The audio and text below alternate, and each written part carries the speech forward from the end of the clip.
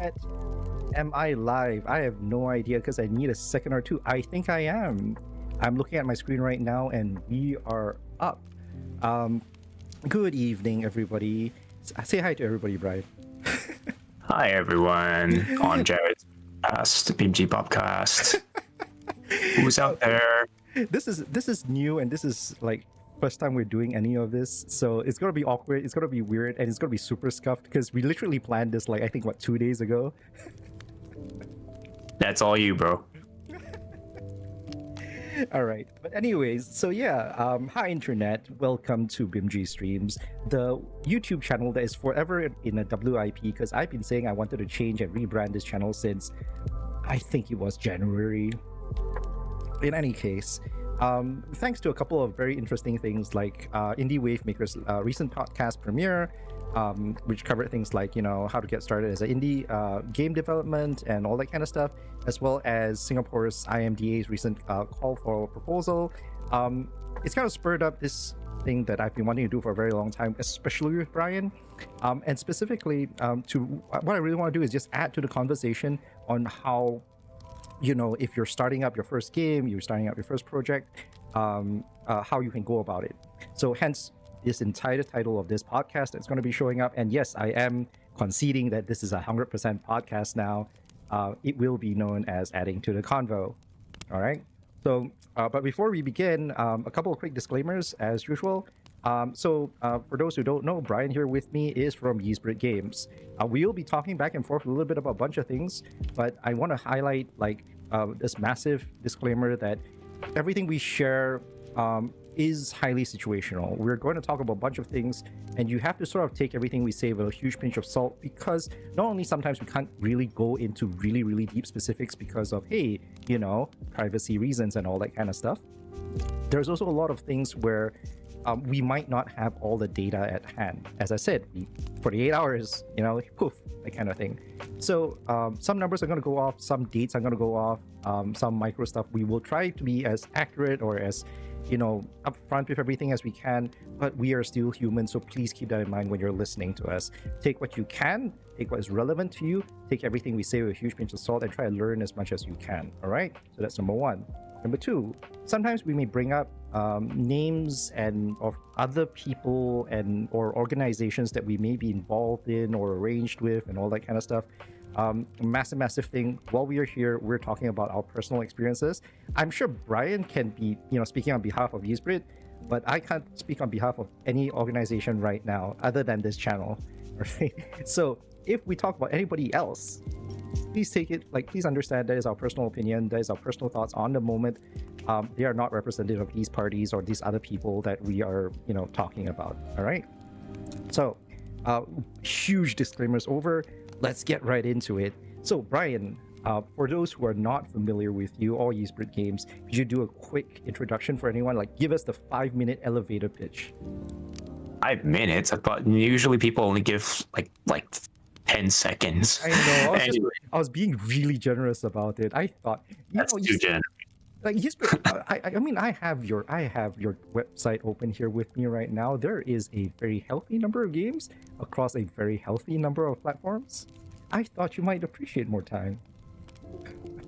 I think I mean, yes, we've published a bunch of games over essentially the last decade, and but let's start from the top. Hello, my name is Brian Kwek, and I am the founder and the sort of I run what I call mission control at Ysbryd Games. We are an indie games publishing house that focuses on narrative-driven experiences and games that have a very unusual or really eye-catching sort of visual aesthetic. Usually, we like stuff that is like dark pixel art or anime adjacent sort of stuff, but I mean, very typically we're open to all sorts of games. We're just looking for things that really capture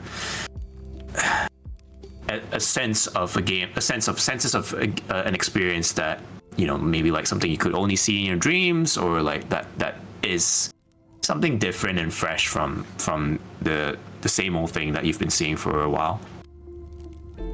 So of our portfolio, we're best known for titles like Valhalla or VA11 Hall A, the cyberpunk bartender action game, or some say bartending visual novel, and also the one-bit black and white horror roguelike known as World of Horror.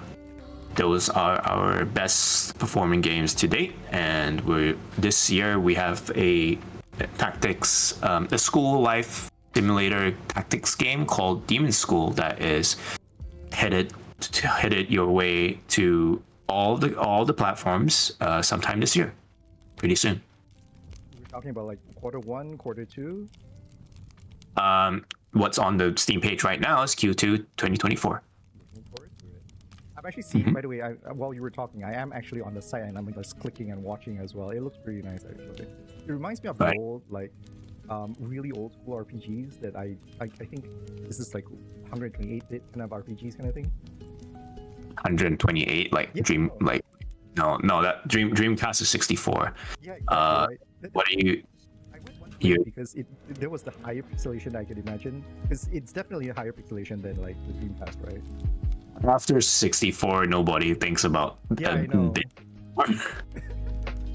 But yeah, I mean, you and I are dating ourselves by talking about that. Yeah, so I mean, we've got other games like Y2K, a postmodern RPG, and like for Singaporeans, you'll remember Masquerada: Songs and Shadows, which was a game that we worked on with my other studio, with like Witching Hour Studios. This was a studio that I previously co-founded. It is no longer active, but that was one of the titles that Ysbryd also helped to put out into the world. And yeah, we are working on other stuff that hopefully will be showing off something soon, TM, that I'm very excited about, but I can't really give any details about it yet. But people who are interested in things should people who are interested in the kind of stuff we've put out may want to keep their eyes peeled sometime soon, TM. All I can really say. Like, so anyone who's interested, right? Like, really, all the links are down there. For those who, as I was mentioning earlier, this whole conversation that we're gonna get into was prompted by a podcast from indie wave makers, right? As well as recent call for proposals from Singapore's IMDA. So both of their links are down there if anyone wants more information. As well, if anyone wants to see Demon School, screenshots for Demon School and any of other Ysbryd games, they are also in the description below. Just a quick plug for anyone who is interested. We're going to just be talking today, so if you just want to like keep us on the side as you go browsing all these kind of stuff, feel free to do so. But just don't go listening to the Indie Wave Maker podcast while you're listening to this, because I don't think you can filter both of it at the same time. That would be too much information. I gotta imagine somebody who can process two conversations at the same time, like one on the left ear, one on the right ear, but I think it would be very exhausting. It's like those kind of people, the so-called those kind of people who can play an MMO and watch YouTube at the same time. Are you really getting are you really paying attention? But I think we are digressing a little bit. Yeah. Yes, we are. Alright, so let's come back a little bit. So, let's get things started with a very big question, Brian. I just wanted to ask you. So, you're as a publisher, I want to ask the big one, which is, at least to you, what do you feel the relationship between a publisher and a developer is like? I'll get to why this question is heavily related to what we're going to talk about today a little bit afterwards, but this is a big question I feel like would be really good for those who are not familiar with this developer-publisher relationship. Yeah, just for them to know. Are you asking me what I think it should be, or what it traditionally tends to be for a lot of people who sign deals with publishers? I think both would be great. because I think it's important for at least in your head what it is, and then I think it's important to just sort of get an idea for everyone else what they feel it, what in practice it has sort of become. So, publishers traditionally, and I think I have the right to say this because I've operated as a publisher since 2014. Publishers generally are known to have a bad rap for being cutthroat motherfuckers who will stab you in the back and steal all your money and your IP and your game and leave you in the dirt with nothing. Doesn't sound great because a lot of people have been factually burned by I guess I would only describe it as unscrupulous people who happen to be in the role of publisher. The traditional issue with publishers is that they're what people, the person on the ground looks at as, oh, that's the suit. The suit only cares about the numbers. They only care about the sales and how much money they stand to make out of this thing, out of this collaboration or this partnership. So and for many developers who blindly go to pitch their game to publishers because they've accepted that the only way they're getting money to make their game is from a publisher, regardless of what kind of publisher. It's like, if there's money, that's all I need. I don't care who it is, just give me the damn money. Sure, they'll give you the money, but they'll also take your baby and everything that you cared about if you're not careful about how you manage that relationship. And of course, how you manage that relationship, kind of the starting point of that is what kind of contract did you sign with them, right? So that's the sort of the cliche, but the tragically cliche hellish relationship that a lot of developers have with publishers, and it's that sort of narrative has shaped the whole publishers are bad guys type of thing. And I mean, yeah, go ahead.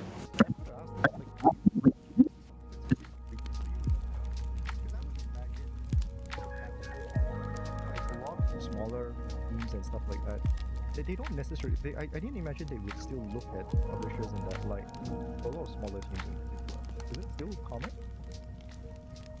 I think, there are developers, even developers I work with, who I don't want to. I'm not naming names. I'm just saying there are developers I work. This is supposed to be a compliment for me. That's why I'm saying I'm just adding the disclaimer. I don't want to. I'm not saying this to toot my own horn, but they might say something like, Ysbryd is like the only good publisher that could conceivably exist, and I'm like, nah, that's not true. You haven't met all. You don't know as many developers. You don't know as many publishers as I do. There are other good eggs out there, but it's much easier. The part of the conversation that is true, the part of that sentiment that is true, is that there are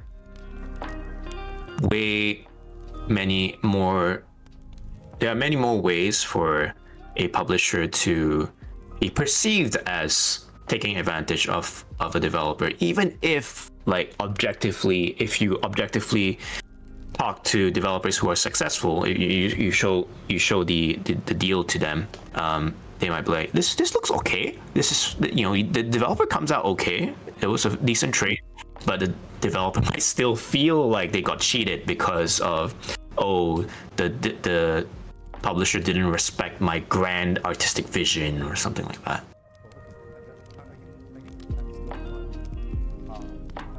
I think that's the part where the spectrum of things start showing up, right? Like at the beginning, it's like, actively taking advantage of you, and then the other side slowly, gradually is talking about like, how much creative freedom that you actually have under such a publisher, things like that.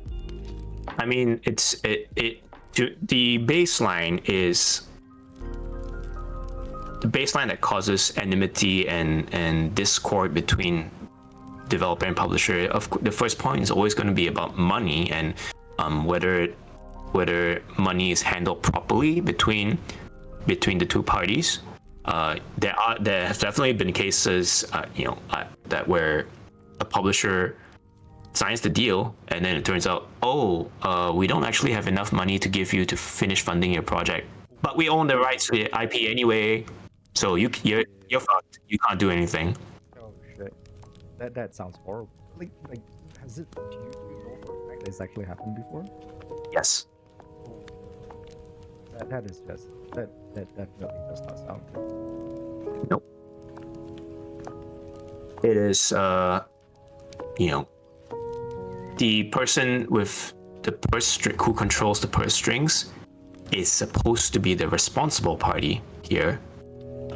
Having said that, I also need to, when I say that out loud, you imagine that is supposed to be the publisher. That's supposed to imply the publisher has to be the responsible one, and that's mostly true. But the developer also needs to there needs to be trust between the two, and the developer also has to exercise responsibility with what they do with the publisher's funds. There are definitely cases where let's just say there have been cases of criminal type endeavors in developers who take money from publishers. The funding that they receive, some developers receive, sometimes gets spent on things that are not related to development. So it's not. So I'm not trying to defend publishers here, especially bad publishers, but developers have done bad things too. How many $1 million yachts have you funded, Ryan? I don't know about $1 million yachts, but maybe $500,000 yacht. Like, hey, Brian, we've got this load of money from you. Thank you very much. We're gonna buy a boat, and we'll see you in the open seas. And they'll call it, hey, the agreement you signed with us permits this. It's a donation. Seed funding is literally getting lost at sea. Well, I mean, the sort of that comes back to just the sanctity of what kind of agreement you sign with between publisher and developer. The seed of trust starts from there, and there are things that, of course, publishers won't, will not renege. They will not back down on, like, hey, we don't like this. The first from publisher to publisher, but some publishers will say, this is the deal. This is the same deal that every developer signs. Take it or leave it. And up to the publisher, that's up to the developer to decide if they want to work with that. There are enough at this point of the game, this point of the industry, even in 2024, while we're saying, there's a contraction of funding, it's hard for developers to find funding, you still owe it, as a developer, you still owe it to yourself to get the best deal, find the best fit for yourself, and work with someone you can trust, and not just, if you're faced as a development head, if you're faced with signing a deal with someone you don't trust and shutting your studio down, I think that's in a way that's very unfortunate. If those are your choices, you are unfortunately stuck with an impossible choice, because both of those will lead to failure. Yeah, but I mean, like, that may also be, depending on the situation, that could also just be you gotta keep trying, you gotta keep looking. A lot of people whose projects, I think, like, I look at it and I think that's a very respectable project. They say, we've talked to all the publishers and all of them were assholes. And then I'm like, I never saw a pitch from you in our email pitch line. So I don't know. I mean, we're not the most popular or biggest publisher out there, but when a developer goes on record as saying we've talked to everybody, I kind of would encourage taking that with a pinch of salt. I once again if anything, that just emphasizes my whole disclaimer earlier, right? Like, hey, everyone has their own little silos, so it is what it is, right? Sorry, can you repeat that one more time? No, like everyone has their own little silos, right? Like, so when we think about, oh, we've reached out to everybody, that's within the perspective of our own individual silos. So we're definitely right. going to miss out some people along the way, right? Yeah. I mean, that it's fair to understand that people have their limitations on bandwidth. And no one's expecting you to literally dig through the entire internet to unearth every single publisher on Earth, but right. There are. So, for example, Ysbryd as our contacts definitely appear in a few lists of people who compile, hey, these are all the publishers out there worth talking to. So, I don't think that while this maybe wasn't it took us a while to finally show up in some of those lists, but I believe we're there now. And if someone has really emailed everyone on that list and then said, we've talked to everyone and no one's interested, and I see that they haven't talked to me, I just think, I don't know how seriously I should take the claim. That's all. Right. So I'm going to use that. I'm just going to use that to segue back into the other side of this conversation that you mentioned earlier. So this was all about like how other people look at publishers, the role, like game devs, at least to you, how a lot of game devs feel they should be looking at publishers. Now, how do you see your role as a publisher? What do you think your role as a publisher to game devs should be like? Like, how do you see your role in it? Yes. Yeah. Let me preface this by saying that as I mentioned in my intro earlier, I started as a developer first. I co-founded a development studio first before working on Ysbryd, before moving into this space and mindset of publishing. Right. And while we were a developer, our team, we signed a deal with a publishing house that I won't explicitly name names, but if you want to do the research, it's not very hard to check on whom. What I will say is that we signed this deal through a third-party agent, and Witching Hour, the developer, we were selling our games were essentially tactical war games, and we had approached a so-called specialist of tactical war games at the time, and they didn't fund the development of our game at all. The primary value add they brought to the table was, we'll take 50-50, and we'll email our mailing list about the launch of your game. Our mailing list is 400,000 people strong. So that's, in your mind, you're supposed to imagine that's like, oh yeah, that's like 400k, like potentially some percentage of that 400k. If like 10% of the 400k mailing list folks buy your game, that's like 40k copies in our pocket, right? That sounds great. Didn't happen, but yeah, like I think in 2024, if someone takes 50-50 forever, they should at least have the courtesy to give you some money for like development. Yeah. So the deal was perpetual, 50-50 perpetual, for as long as however long it's up and stuff like that.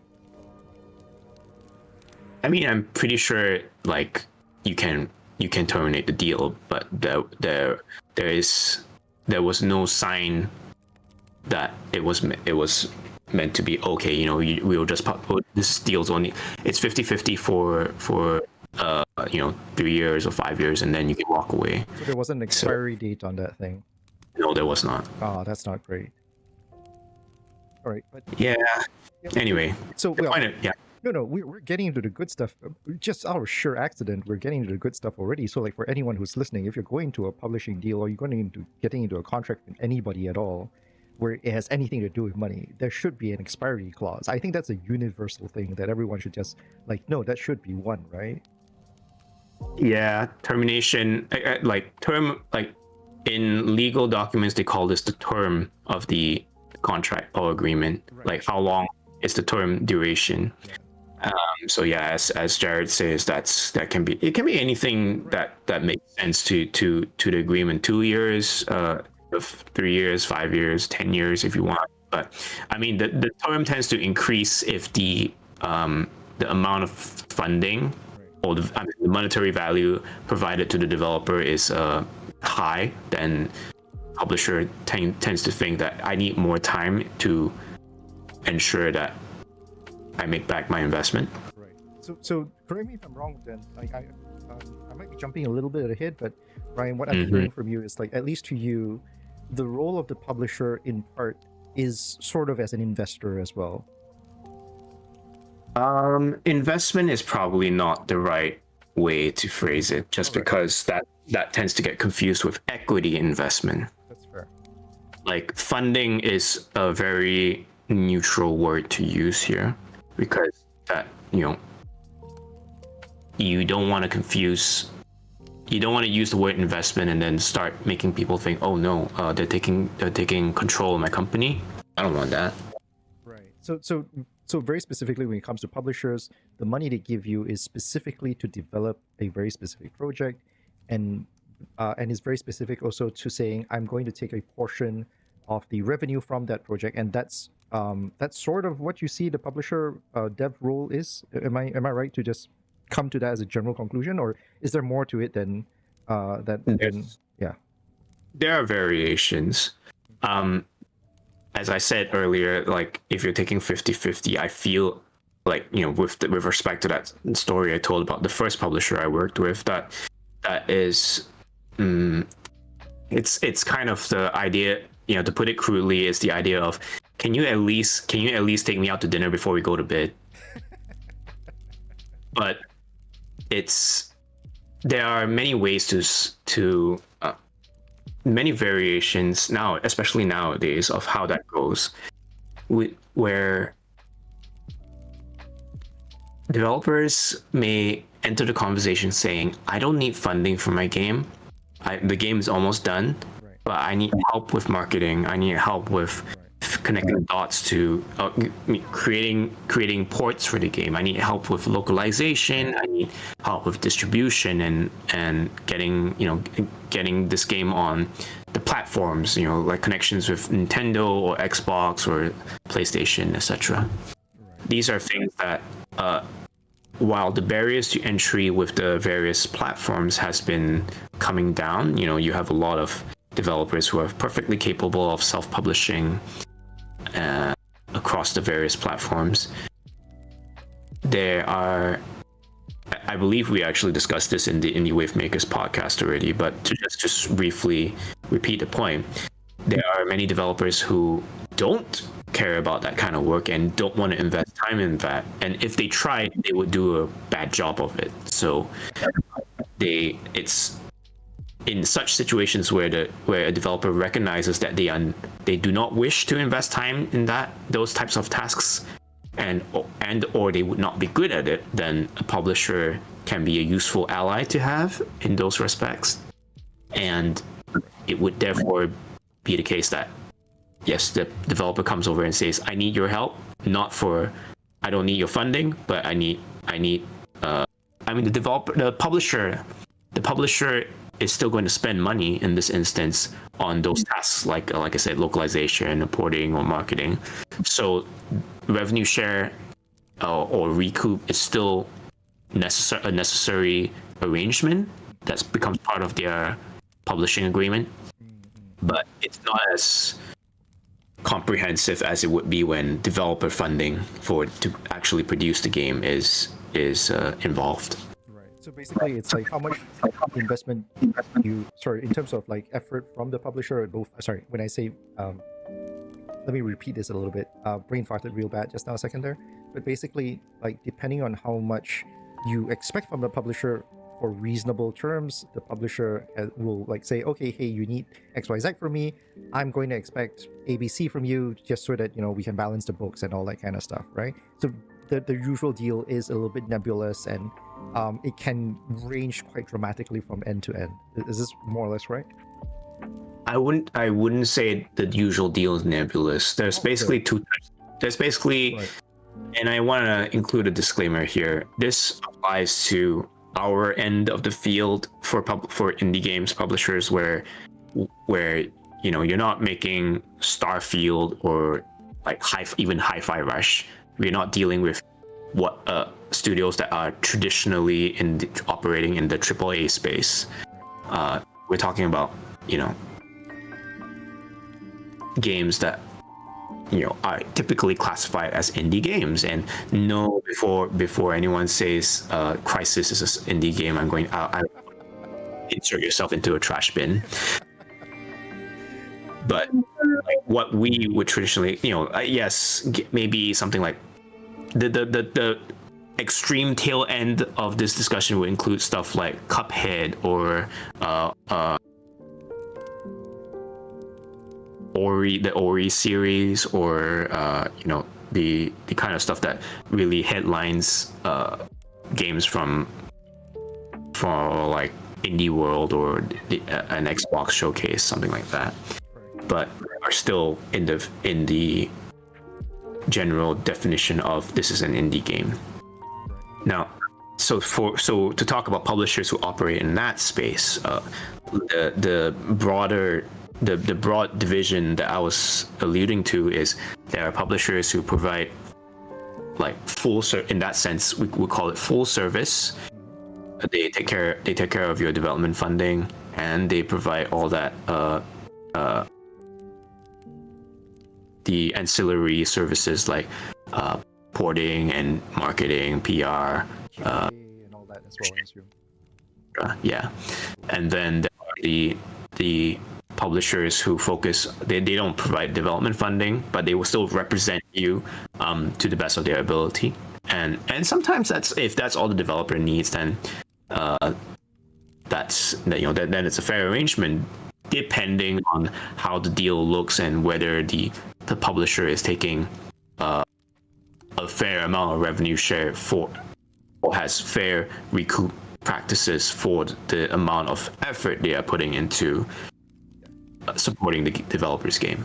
I feel like we could do an entire show like on a separate note, just purely on fair revenue share practices. What kind of revenue share practices? Like how would you define a fair revenue share practice? Like, I think there's so much nuance in that conversation alone to like how do you justify everything. This is a class you would have to teach in school. This is yes, it's podcast material, but you need like to present things on the screen. Right, exactly right. Like, it's one of those crazier things that I feel like the industry does somehow often. Like, it's one of those kind of things you can only pick up from diving headfirst into it and seeing whether you dive right into a reef or something, I mean, typically what mentorship is for, and I think this is something that is because most people don't have to encounter these decisions unless you are the head of the studio and the one responsible for signing the deal. The average, I certainly, not to dive into a different topic, but as part of the in my work with the Singapore Games Association, which is a thing I do on the side aside from my work with Ysbryd, I that link after this. If you want, but essentially, I think you've heard from various other people in our industry. Jared, you've heard that education in the games industry education in Singapore it tends to be very focused on, okay, we gotta equip our kids for just to get them out the door so that they have the basic skills, in like art or coding or design ready to be shipped off to like a Ubisoft or vernacular centric kind of thing, right? yeah, like basic tools. They're not going to know how to market or produce or manage production for their games, but they can do the thing. They can be the cog in the wheel. And so like we might sit here and you and I have peers that sit here and lament, hey, the schools could afford to give our kids a bit more of a well-rounded education than that. But I will have to say that this level, like the level that of today's topic, where we're like, oh, you have to discuss what the nuances of dealing with a publisher contract. Very few people are going to need to know that kind of stuff for their job in the games industry. So it tends to be the sort of thing where it's I don't want to call it like founders club type of thing, but like the analogy that comes to mind is, in Silicon Valley, there's a lot of times where startup founders can only commiserate their concerns and woes and stresses with other startup founders because basically nobody else understands or gets it or has to deal with those types of situations. So it is kind of the same thing here, where the only ones who tend to have that experience and or knowledge of dealing with publishers is people who have literally had to walk that path. And in Singapore, there's not a lot of them, especially because a lot of studios have shut down or stopped operating. So their founders decide to move on. Either within the industry, they move on to like more stable jobs in AAA in academia, or they leave the industry altogether. That's extremely common. I mean, for its worth, that is something that I'm definitely certain of, but at the same time, like I'm very aware of it. But at the same time, that kind of that is exactly the perfect segue. Once again, back to our main topic today, which is budgeting for your first project. Because a lot of the stuff that we were talking about here, about whether it's talking to publishers, or trying to like figure out what the do's and don'ts are of starting your first project and all that kind of stuff, which a lot of it, the Indie Wave Makers podcast covers reasonably well. Like, if you've not listened to it, go and check it out afterwards. But like what I really wanted to add to the conversation, very specific to about trying to plan out that first project of yours, because when as we were skimming through the Indie Wave Makers thing, right, there was like a lot of stuff that was just gone through because you guys have a lot of different opinions. There's 4 of you guys there, 3 of you guys were the main speakers, 1 moderator, and there's a lot of things that needs to be covered with good reason, right? But that means that there's a lot of things that you can go deep, and this is where this is what we're doing right now. We're going to be talking about very specifically about budgeting for your first project, right? So Brian, really back into really going deep into the main topic, right? I really got to know, like, if you're you spoke during the podcast, Indie Wave Makers podcast, right, about how when you start your first project, you really need to know what it is. Now, I've got to ask then, like, how much, like, based on at least from your experiences, when people come to you and say, hey, I've got a project, I'm going to start something, and they gave you a proposal, right? How often is it that people just really have no idea what the final product is going to be, like nowhere close to what a final product could be, at least? Does it happen all the time? Often? Rough percentages would be great. This really depends on what you mean by nowhere close to the final product. If, of course, the game is going to change along the way from its initial conception to what you finally ship. Whether that's because, like, the scope of the game in the beginning was simply too great, and that's something that the publisher and developer realize along the way. Publishers aren't prophets. We can spot like, okay, these mechanics, this amount of assets you hope to build, to develop, feels way outside the range of possibility of the duration of time you've set aside for development of this game. You know, we can spot issues with your scope based on that sort of estimation. But if your game is more reliant on things like procedural generation and Sorry, there was a small blip there. Did you say procedural generation? I did say okay, cool.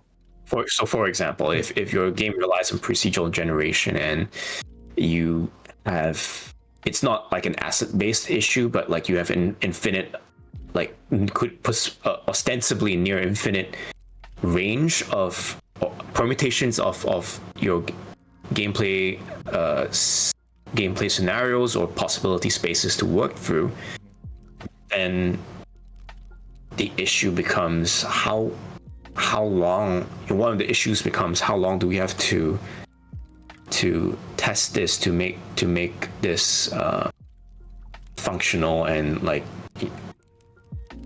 procedural generation can, depending on how you pitch and what the scope of the game is, can make things, can make it very difficult to foresee and put a lid on scoping like your involvement with getting the game into functional shape. Right. So basically, well, procedural is cool for, like, you don't have to handcraft all the content and all that, but it does present this kind of massive problem with late stage testing and trying to figure out whether it's working right and all that kind of stuff. I don't call it massive problem, but it's just something that in my experience has complicated the QA process a bit, and that's fine, but that's something that it's harder to quantify. But really, this, whether the final product follows a shape that could have been cast. Let me rephrase that. Whether the final shape, this is not a Destiny reference, I don't play Destiny. Whether the final shape of your game matches the shadow that could be cast by the shape of your pitch, the shape of what the game is supposed to be when at its pitch stage. That really depends on how well defined your pitch was. Because if everything is vague in your pitch, and maybe you gave us a workable breakdown, like a budgetary breakdown of, we're going to hire X amount of artists or X amount of coders, we're going to spend this amount of money for 2.5 years. You can say these things, but if your pitch, the outline of your game, wasn't clearly defined in its scope, and especially not well defined enough to have a meaningful shape inside the legal agreement that's signed, as part of the publishing agreement, because these things should be referenced in the publishing agreement, then it becomes a lot more difficult to predict the final shape, as I said. And when you can't visualize what the final shape is because the pitch is just too vague, then the publisher is the one taking the risk. Right. So if the publisher is willing to give you an offer based on whatever vague pitch that you have, it's basically them going like, I have no idea what you're trying to build, but hey, I like the cut of your jit, I'm going to give you a chance, kind of thing. Here's the contract, that kind of thing. Yeah, and that's how we end up with Mighty Number 9. Okay, but in all seriousness, right? Yeah. Oh, you go ahead. Yeah. I was going to say, like, there's actually for first-time listeners and for people who are actually new to the idea of working with publishers, there's actually a lot of information in just what you just shared. I don't know whether you realize that, Brian, but basically, what I'm hearing here, and correct me if I'm wrong, is what you're saying is that if you're doing your first project, and you're going to approach a publisher for funding, the very least you need to do is to figure out how to justify the amount of money that you might be asking for, and that definitely involves what your production timeline is going to look like, right? Roughly how long you take to build the whole thing, and then as well as the manpower you need, and like how you separate that amount of money that you want to give like per category, like whether it's coders, whether it's game designers, whether you're artists and all that kind of stuff. You have to segmentize it and separate it really nice, stretch it across the entire production timeline, and present that as a sort of asking for funding kind of deal. Does it sound about right? Factually, yes, but if you're putting that in those literal terms to a first-time listener, that's also very scary, because all they're hearing is jargon, finance jargon. I mean, we are supposed to be talking about budgeting here, so like I think it's a little unavoidable that we have to like figure out how to like frame this for anyone who's trying to pick up something from here. So that's why I say, I mean, with the specific caveat that to a first-time listener, not to your podcast, but to someone who is hearing the concept of budgeting for the first time, all of this stuff is like flying over their heads. And I mean, I'm hopeful that that people listening to this podcast right now, tuning in, aren't the sort who are completely clueless about it. But in that scenario, it's very daunting, and honestly, I'm not. For me, I speak for myself. I don't know about other publishers necessarily, but a lot of developers simply don't have this training. They haven't thought about it, and if there is promise in what the developer has to pitch, but they're missing the actual numbers, the breakdown, as you say, of scoping out what sort of timelines they need to adhere to, how much they are actually spending on their wages and like the ancillary support expenses, like how much does a Unity license cost, how much do I need to spend on laptop upgrades, so getting that's sort of nitty gritty. I'm like, if there's promise from the developer, I'm happy to tell the developer, hey, I actually would like a budgetary breakdown, and typically include something like this, or I could give them like a sample, like with made up expenses. So at least to give them a sense of what it looks like, because a lot of times people are scared to think about, what does a budget breakdown mean, without a visual example to sort of learn from. They often, I speak for myself. If someone asks me, hey, pitch me, like if let's say Sony were to say, I want you to pitch something for whatever, and I'm like, what do you want in this? In this info deck, I have no idea what you want, and there's no template. It's very scary, even for me. Absolutely. So, for me, if I understand that the developer doesn't have that background, I'll give them some light guidance, but also encourage them to talk to if they are somewhere where they have maybe a community to lean on. I would encourage them to talk to their peers about, hey, this is how. Do they have experience with budgeting and pitching and so on? There's also like tons of material on like resources available online from helpful individuals is the only way. Some organizations, some individuals who have an interest in teaching the industry at large how to pitch.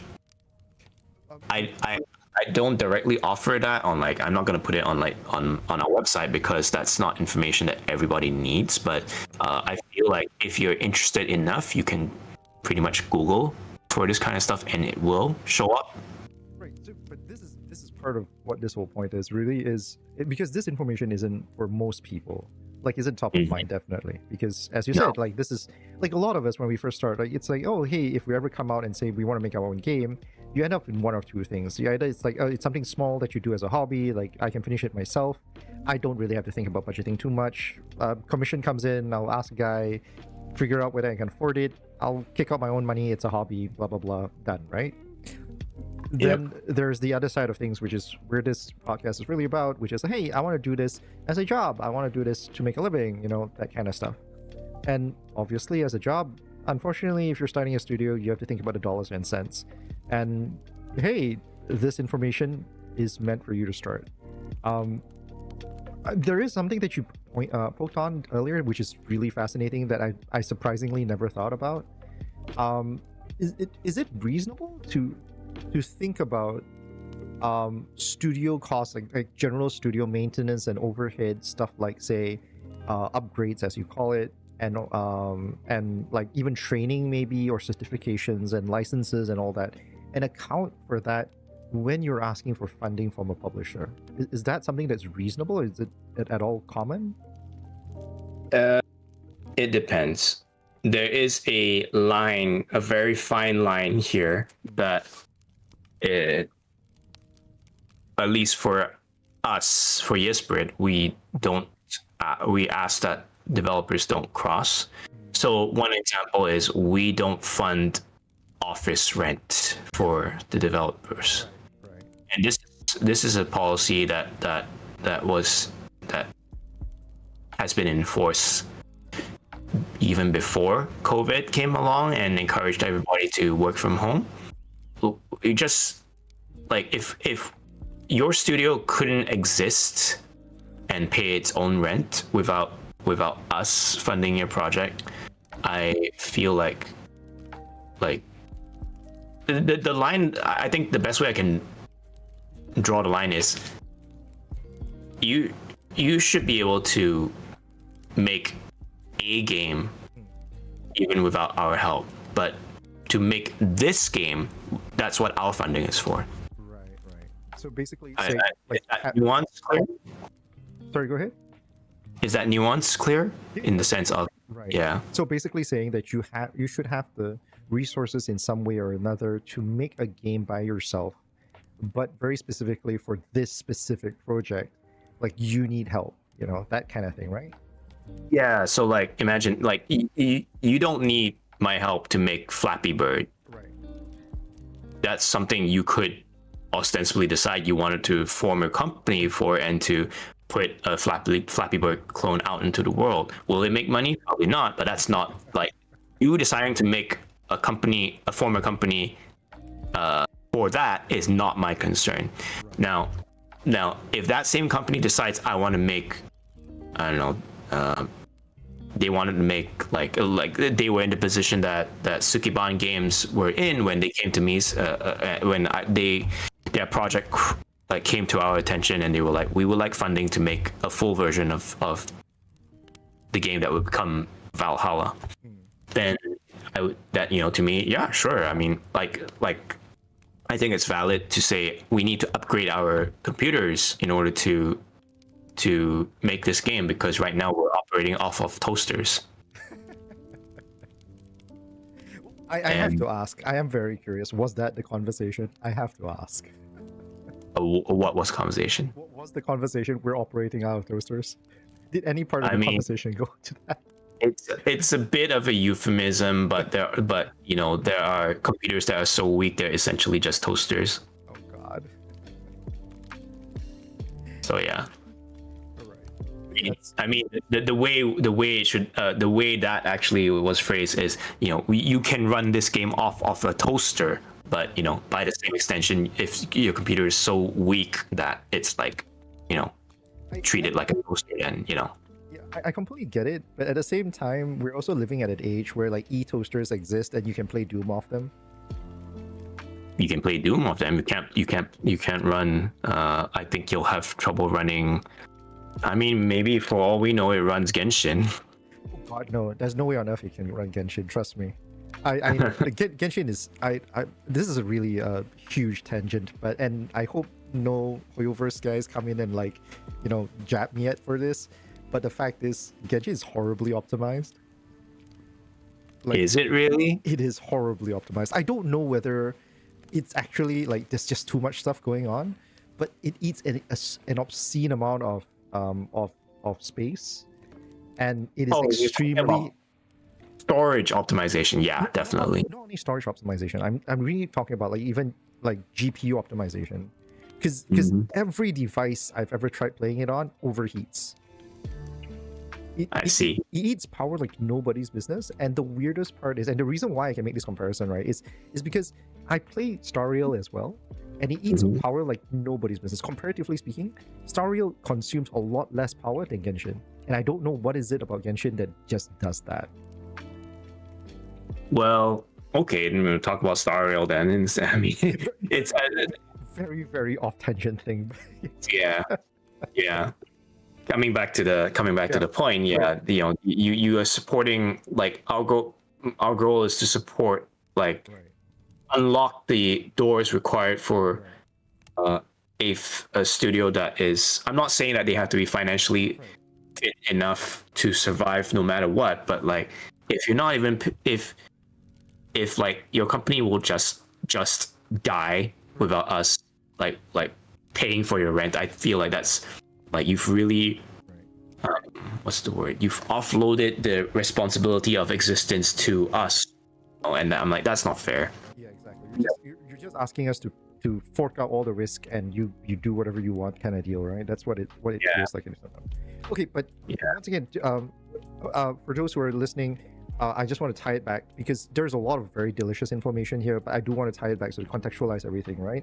Like, so when you're budgeting for your first project, obviously you have to think about the salaries of the people that you need to produce this thing.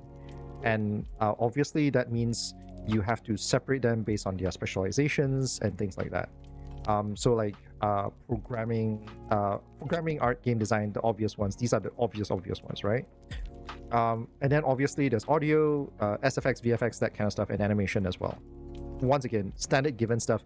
If you've ever taken any amount of time to study games, you know that this is a thing, right? That's all the production cost that usually comes in.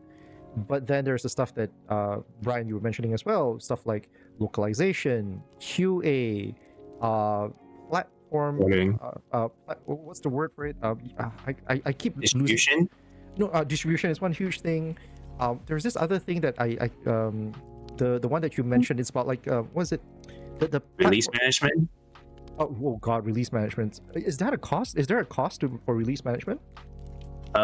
Mostly time, but sometimes yes. Oh, okay.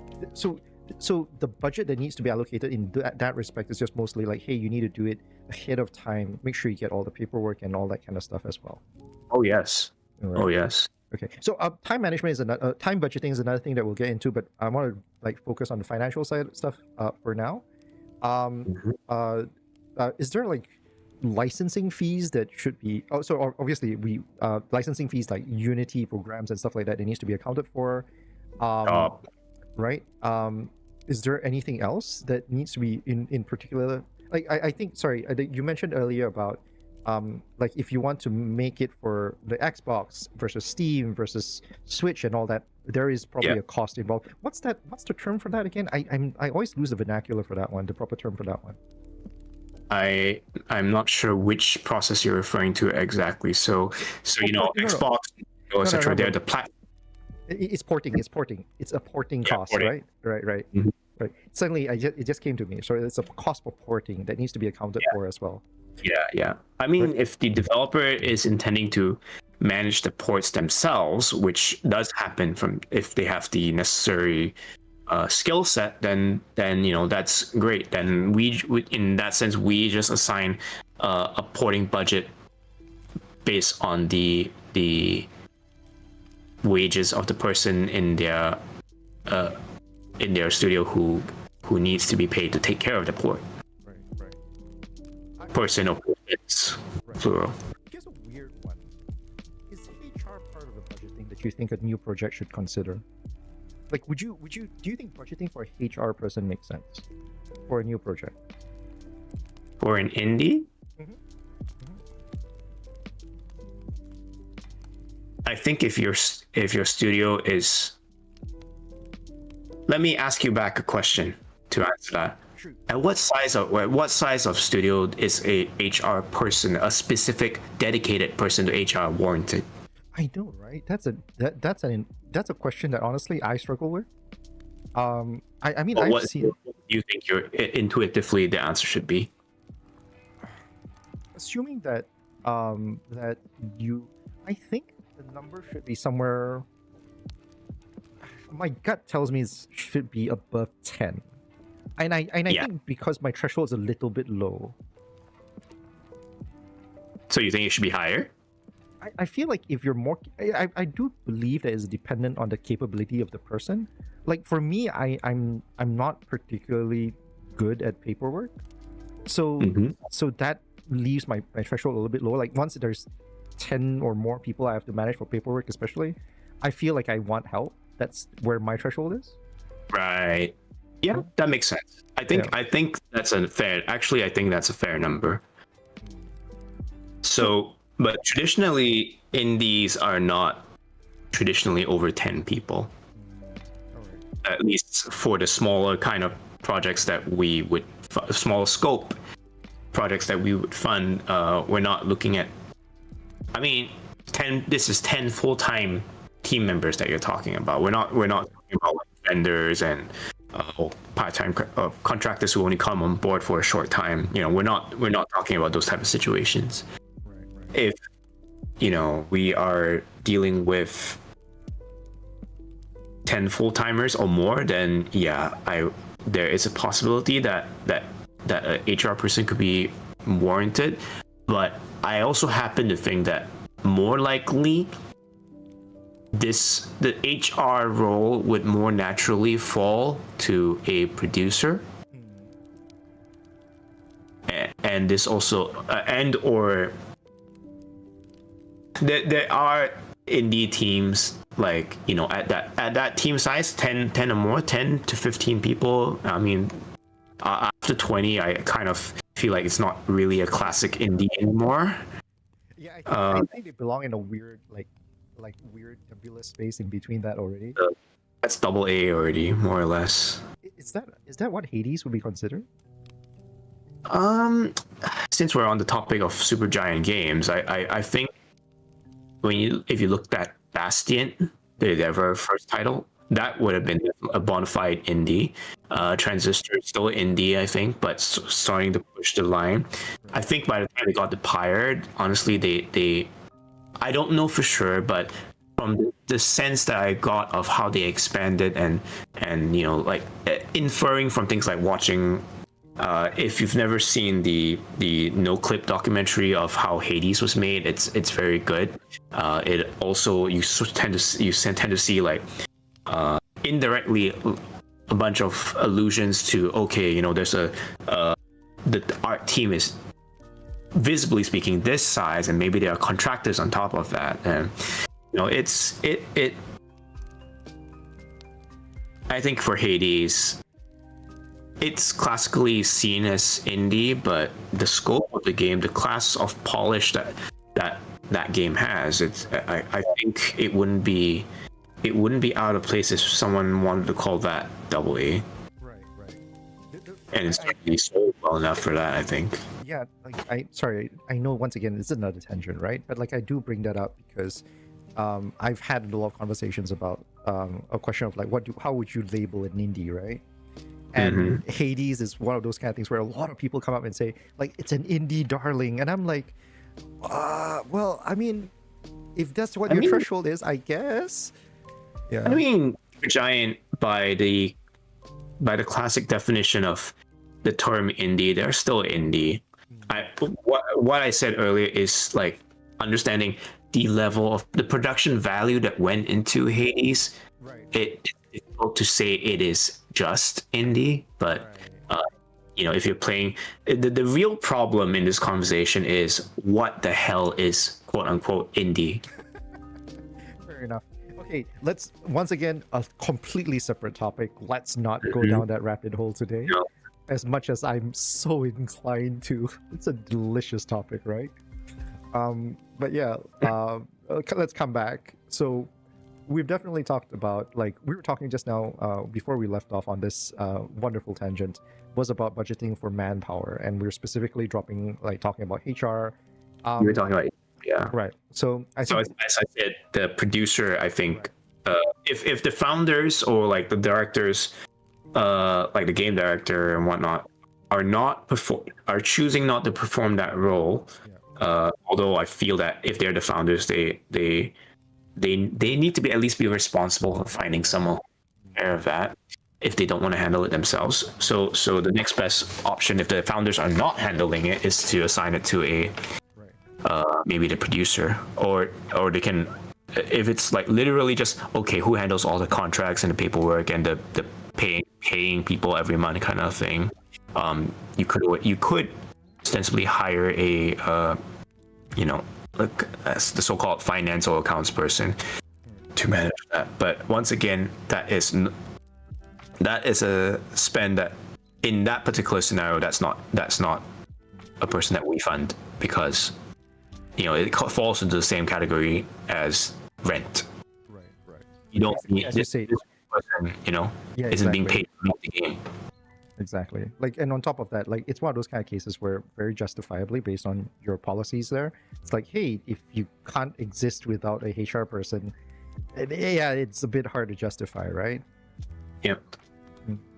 But yeah, there is a quick thing I do want to ask, and like, because you were also mentioning, and we were talking about Hades a second ago. The tangent proves it's worth, by the way. Where you're talking about like how there were contractors and vendors on top of what is your your mainstay team and stuff like that, right? So like, that's definitely something to budget for. Has there been many cases in your, at least in your recollection, right, where that cost either is not accounted for properly or just completely like just goes out the window for whatever reasons there might be? But does it ever get out of hand as far as vendor cost is concerned, and like some people just completely get blindsided by vendor costs? To be honest, that's usually more our problem as a publisher than the developer's problem, because we don't usually work with developers who assign a significant portion of the budget to outsource stuff. This is not a value judgment on people who work with contractors. Absolutely not. But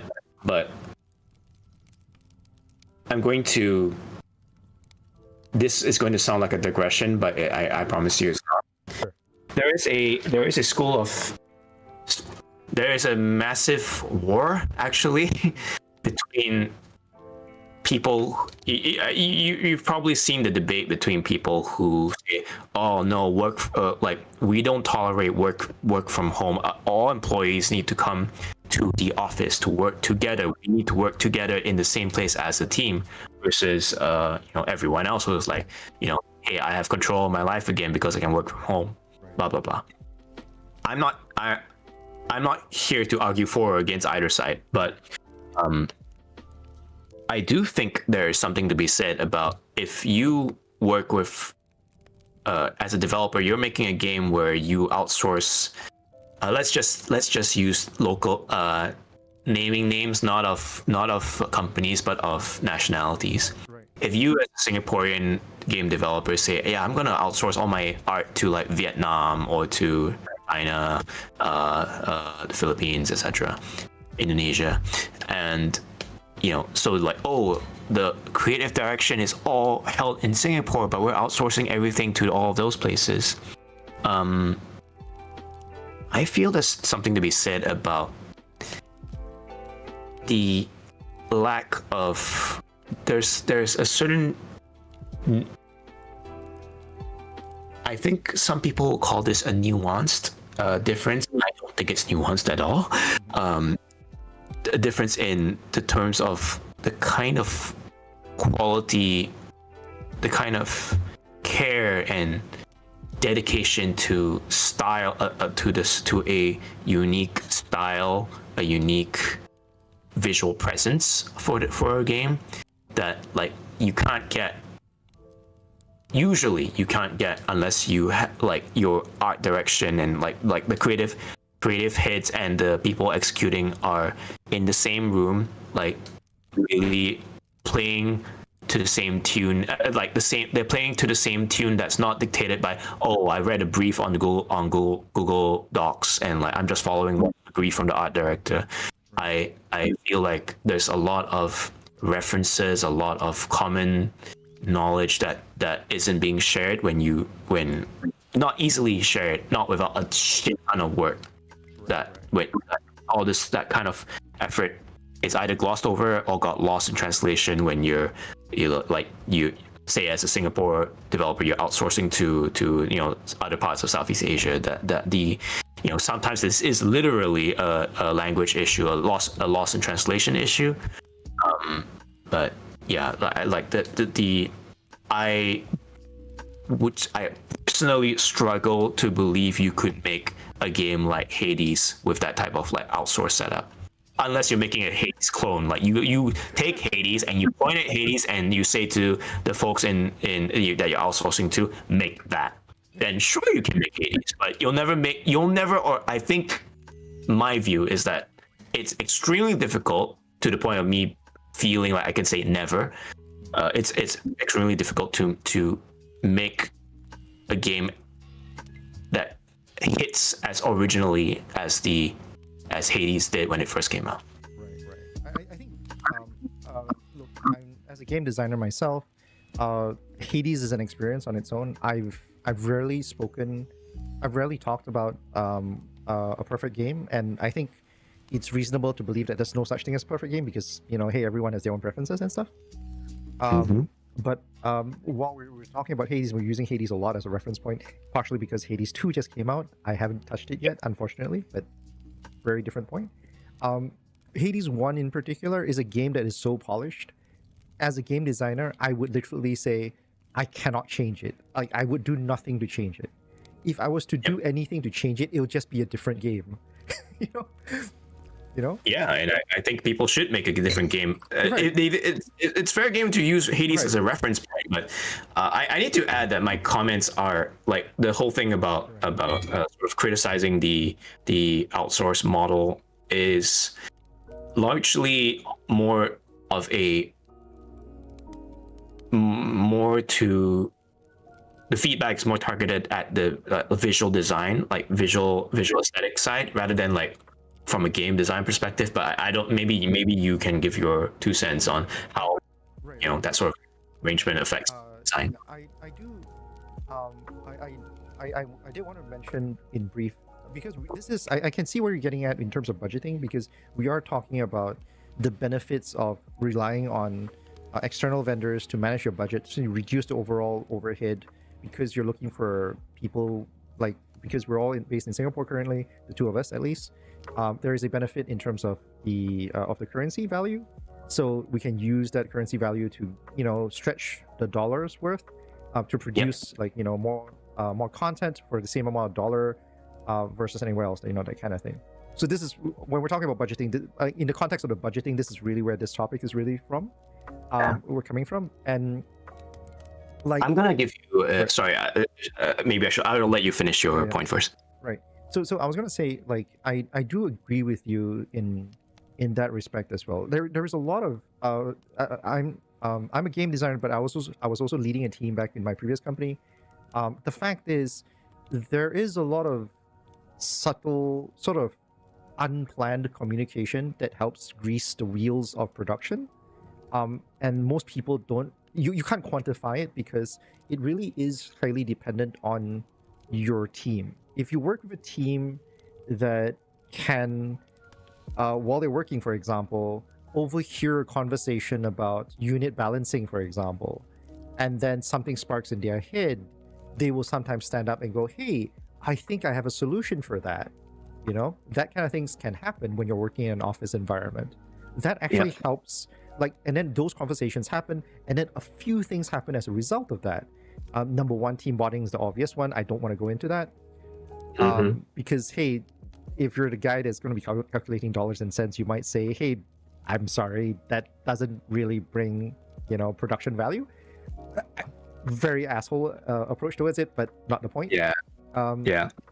The point here is, right, from that kind of thing, what happens is that you get upscaling from between your game designers. Like, basically, your game designers are learning from each other and they're backfilling for each other, and there is this kind of thing where they suddenly know more and be able to contextualize their own game designs better than if they were just working their own personal silos at home. So I mean, I personally fought with myself over, like argue with myself over the benefits of working from the office versus working from home, because I myself understand how good it is to just sit down and focus on work rather than have to, attend to 16 dozen different meetings across a day, which happens when you're in the office, right? Yeah. Yeah, but at the same time, there's so much benefit that can come from just producing and having conversations live with your colleagues right there, and all of them are unplanned. All of the best learnings have always happened when it's unplanned. Scheduled meetings are great, fine and dandy, but unplanned meetings, right, are some of the best learning like moments that you can get from a company. So I do understand, like when you're saying like, okay, hey, yeah, vendors, sometimes you might get essentially like better value for dollar, quote unquote. I'm very heavily asterisk here and very, very heavily inverted commas, right? Yeah. Yeah, but it also heavily depends on how precise can your brief be. For a lot of, I think if it's your first project, you're probably going to be not so great at it. Not shitting on anybody, but like it's a skill. Like a lot of people undervalue what that skill is. And then also on top of that, like the back and forth, the time zone differences that sometimes you might need to accommodate for, and then on top of that, like the fact that you're not actually learning anything from the process, because this is a transactional experience. Like you pay for it and then you get the product, and there's no back and forth. Right? There's not as much back and forth. I'd like to say, is it different from your experience? Does that sound about right to you? Does that sound familiar to you, Brian? Not as much back and forth between the vendor and you, correct. And the contractor, basically you who is paying them, that sort of stuff, or the developer themselves. I think this so to be very clear, I wasn't specifically attacking like remote work. No, we're not attacking, we're just comparing pros and cons, to be fair. No, I'm not criticizing or attacking or like I'm not actually saying remote work is the problem, because like what you say now basically in some senses it sits quite clearly on the pro return to work part of the spectrum I was talking about, the argument I was talking about. For me, like it's partly yes, remote. The remote nature of the arrangement certainly doesn't help things, but it's the whole idea of that vendor and client relationship with the work. Like the vendor is only invested in this because they're in this project because they earn money. They made, I mean, I'm overgeneralizing that there could be cases where they really care about the work, but if you were at, I guess, was it Lemon Sky or Passion Republic working on Final Fantasy VII Rebirth, even if you were making boxes, like you could still be excited potentially. That's fair. But like in most cases, like the client vendor relationship is devoid of it can be hard to I shouldn't have said devoid, but it can be hard to engender the same sort of passion that someone who is like on the ground with the actual development team, like organically brought in and really cares about like the concept, right. Or is in fact one of the founding members of the team. They're not going to, the vendor is not going to have deliver necessarily the same level of passion, even if your briefs are super on point, Right. So I mean that's the other scenario to that I think you would have to mitigate if you were planning the budget for a vendor, like a outsource to vendors type of model. Now I want to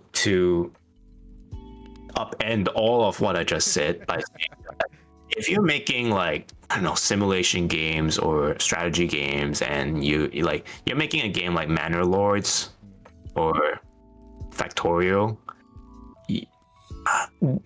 you're speaking to an audience that it doesn't care so much that like, oh, this has to be the most aesthetically eye-catching, appealing game. That is not what these type of gamers signed up for. So maybe if you're making a game like that, maybe you don't have to care that much about Brian says outsourcing is bad. This is not a universal truth. But for my purposes, like as a publisher, if I get the sense that this smells like this aesthetic smells like it was outsourced to X place in Southeast Asia, it's something that you can sort of see it in, like you can recognize it from a mile away how much effort the developer put into the aesthetic. At least for me, I can. And that a lot of how we sell games is by you lead people by the eyes. People eat with their eyes. So if you don't have a good aesthetic with to sort of present your best foot forward, it's hard for me to sell your game. As I said on the podcast, the Indie Wave Makers podcast, publishers aren't alchemists. They're not magicians. They can't turn shit into gold. Right. But that actually leads to a very interesting question. I'm actually very curious on what your answer could be. Should there be room in a budget for failure, especially if it's your first project? Should there be ample room in your budget saying like, oh, hey, I think I need a 20% buffer, for example? Oh, that's extremely common. But that is very common. All right. No, let me rephrase that.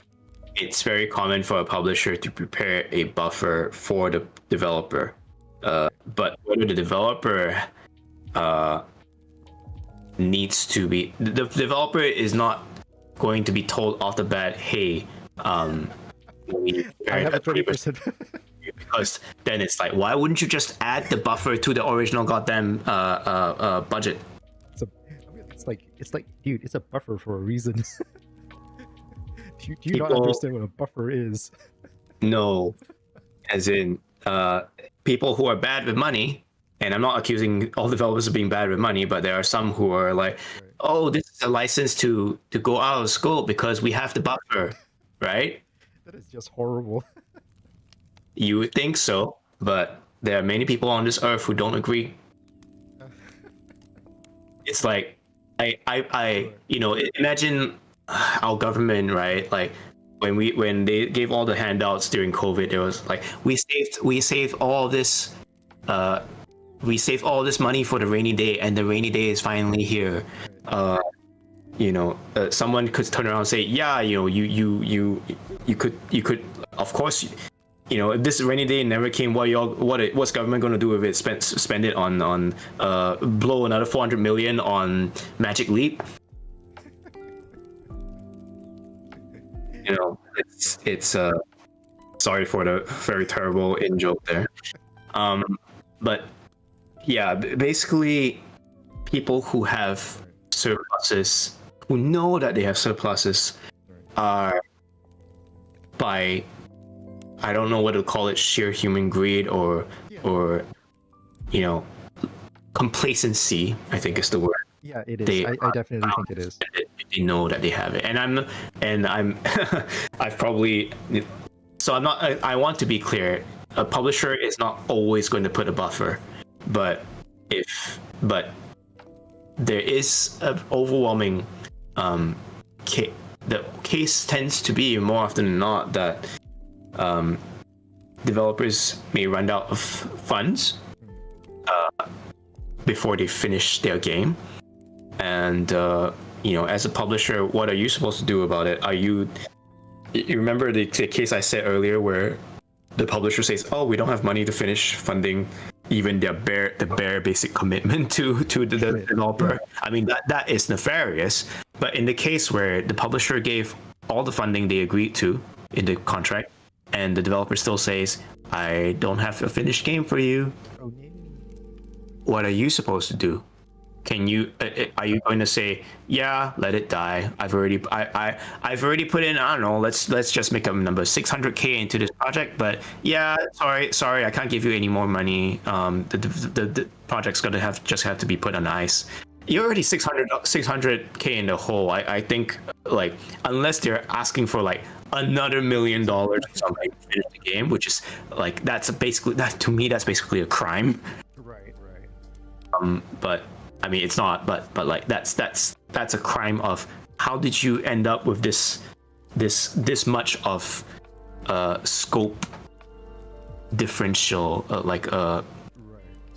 you know what I mean? That there's such a gap that it's not possible for you to be 600k in and then still be short of $1 million of development to go. Yeah, When that $1 million wasn't even in the original pitch. Yeah, it's basically like what kind of scope was there in the initial pitch that you did not account for that literally just doubled your required financial budget, right? That is basically, as I said, that's basically a crime. That's basically they took the 600k and bought a yacht. Yeah, exactly. I'm like, oh, yeah, I'm just gonna like sink some money into the ocean or some stuff. Mm-hmm. So barring that, like as the if the game at that stage, where they've gotten to hopefully somewhere near the finish line, but they need more money. That's traditionally the point where if you had foresight, you probably prepared some buffer for them, and that's where you were. But if not, then as a publisher, you have to compromise somewhere in your budget, your own budget plan, and figure out how you're going to meet this shortfall for the developer. So we've talked. I just want to bring us back. This is a quick recap, right? So we spoke very briefly about a bunch of things that we have to account for. Like one huge thing is obviously production costs, from in terms of like salaries for people involved to licensing costs, and then there's also does localization fall into production costs? This is one thing that I was always like never quite certain in. Production costs, so it doesn't fall into the developer spend. So how we handle that is anything that's not developer spend, we will take care of we'll spend it. Like the invoice comes to us, not to the developer. So that's you guys as a publisher, your support through the publishers that you take in, right?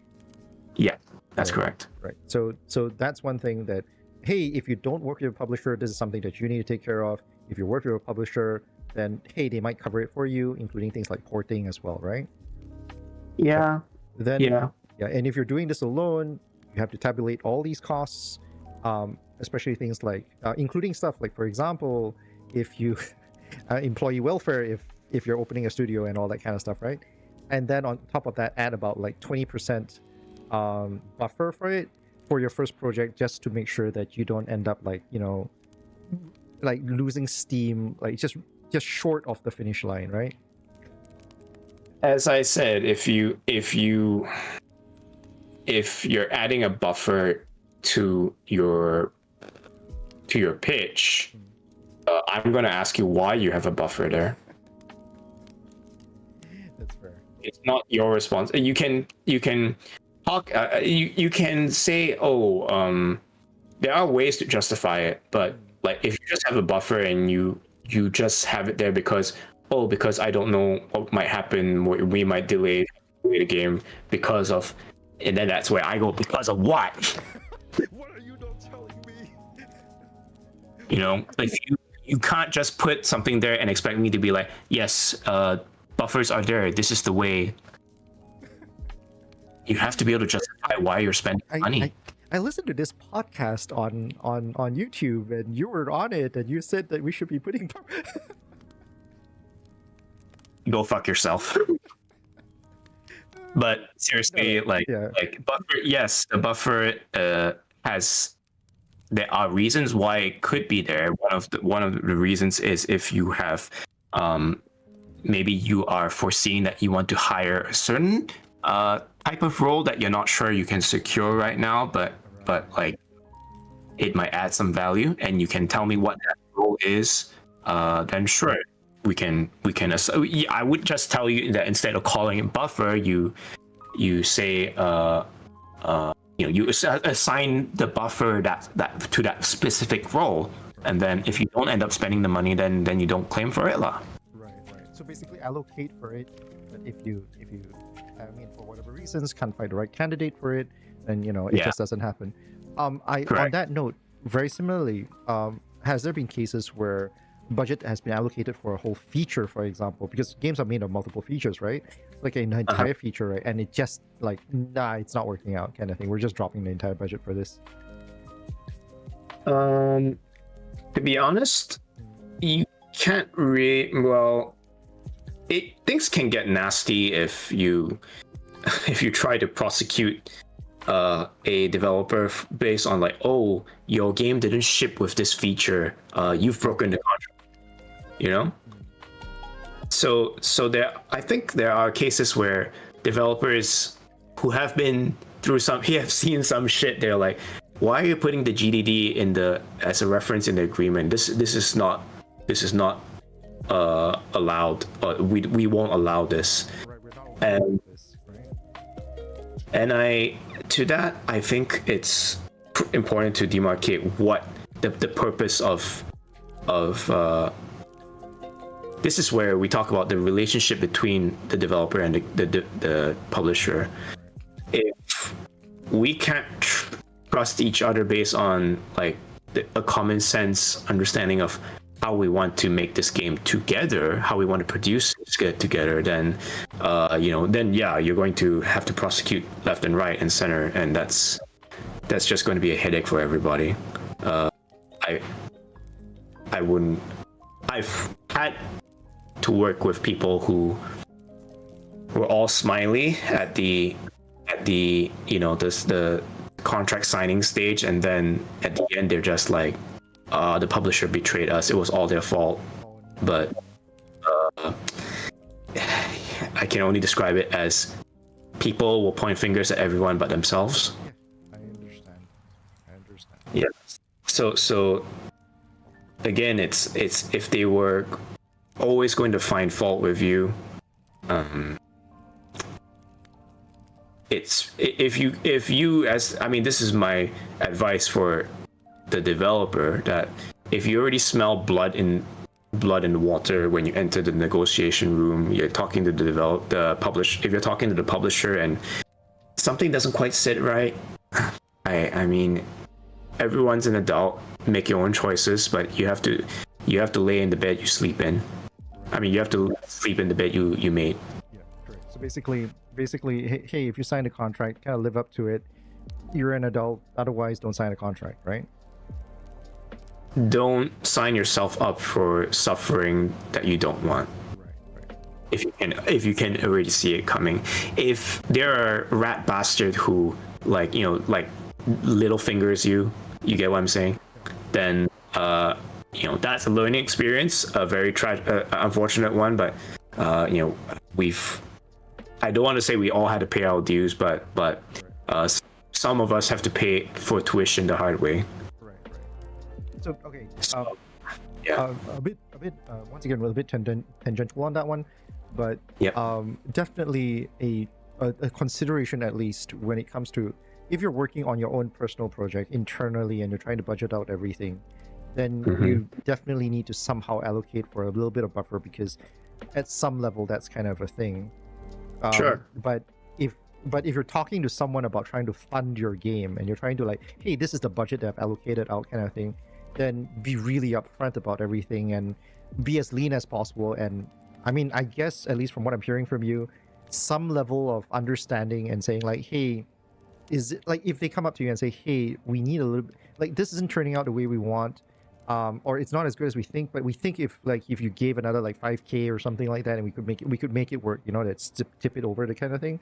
Like that is something that is a reasonable conversation to have. I'm not saying that it will happen, like it will definitely get approved, but it's something like, hey, you can have a conversation with like whatever's funding you in a very reasonable environment, right? Yeah, if you have a transparent and good faith relationship with the person that you're, whether it's between developer and publisher or just anybody in general, then you can be upfront about like, hey, we need this. And if the publisher that you're working with understands the value of what you're trying to achieve, then and especially if you're talking about a canceled feature that like, hey, this is not working out, we're going to try a different direction, we're going to you know, the unspoken part is hope it's okay that we spend the money on this thing and it's not working out, then you know, the publisher's going to have to decide is what the final the final shape of the game, is it still going to be satisfactory? Can the publisher foresee that this shape will still be satisfactory to the audience that they want to sell to? Right. Okay. So we've been talking a lot about that's once again a great segue into a different form of budgeting, because we've been talking a lot about like financial budgeting so far. But one thing we've never touched on is very specifically about time budgeting and like trying to scope your game, especially if it's your first game, right? Within a time frame that makes sense. Like I imagine this as a thing that is kind of insane, because I think every game is like has its own thing. Like every game is different in its own way, obviously, so the challenges are going to be different and the people working on them are different. Is there any way to reasonably like think about time budgeting for games that doesn't automatically result in like stupid like over just basically like perpetual delays and shit like that? What's the word before budgeting? Is there any way to what budgeting for games? Is there any way to sort of budget for the time, like for planning for your time for your first project, right, in such a way where you don't automatically get blindsided by, say for example, how long it takes to balance a feature or whatever else there is? Like I imagine it's almost impossible to be perfectly on time for your first project. So let me say this. I don't care how long a developer takes to make the game. I care about how much they spend, because, you know, obviously, if you assume that a person, by the very nature of existing, has to spend, okay, like I need, you know, let's say a developer says, let's say they're a one-man developer. They say, I need $4,000 to exist every month. And they ask for a budget for 2 years, 24 months. You know, they ask for 24 months. Right. And they decide to not work on the game for 9 months because, I don't know, mental health issues. They need to take a break. They need a sabbatical, whatever. I obviously respect the concern, but like, if you need a break, within reason, if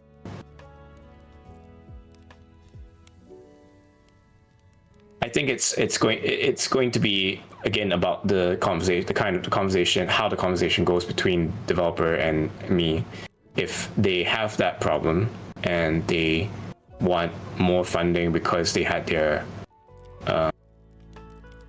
they needed that hiatus to recover, I would say, okay, if you are genuinely recovered after the break, we can talk about whether that, like, it's valid for them to have consumed 9 months of funding to recover. Like, how is that going to guarantee us that this game can be made? Right. So basically what you're saying is that if it takes up more time, it's not to say that's not impossible, but like how, like you still have to think about a bottom line at the end of the day. And let's say, for example, if you take more time, but it doesn't necessarily increase your financial budget, which, you know, under normal circumstances usually does, that's fine, right? Like, is that what I'm hearing? Like, if you stepped away for 9 months and you don't ask for more funding to cover the time you were away, right. Like, meaning to say, like, you know, you sort of eat the financial. Let's assume that $4,000 disappears from the developer's bank account every month, no matter what happens, right. And, you know, they will be short 9 months of funding to finish the game when they return from their break. So, you know, we'll have to have a mature conversation when they are in a better place in order to determine like can this still even be continued or not. But like there are definitely developers who would say I'm not responsible for those. There are definitely publishers, I'm sorry, who would say I'm not responsible for those 9 months. You're not getting any kind of extension whatsoever. It's like, hey, there's no way on earth that I can account for that, right? Yeah, and I have to say that is by contract that is a valid position to take. Okay, but I do want to ask. Right, of course. I do want to ask something about because I am talking about timing in terms of budgeting right now, and I do want to talk very specifically a little bit more down to earth thing, I suppose, because I was looking at the call for proposal for the IMDA one, right? Yeah. I'm pulling it up right now as I stand on this one.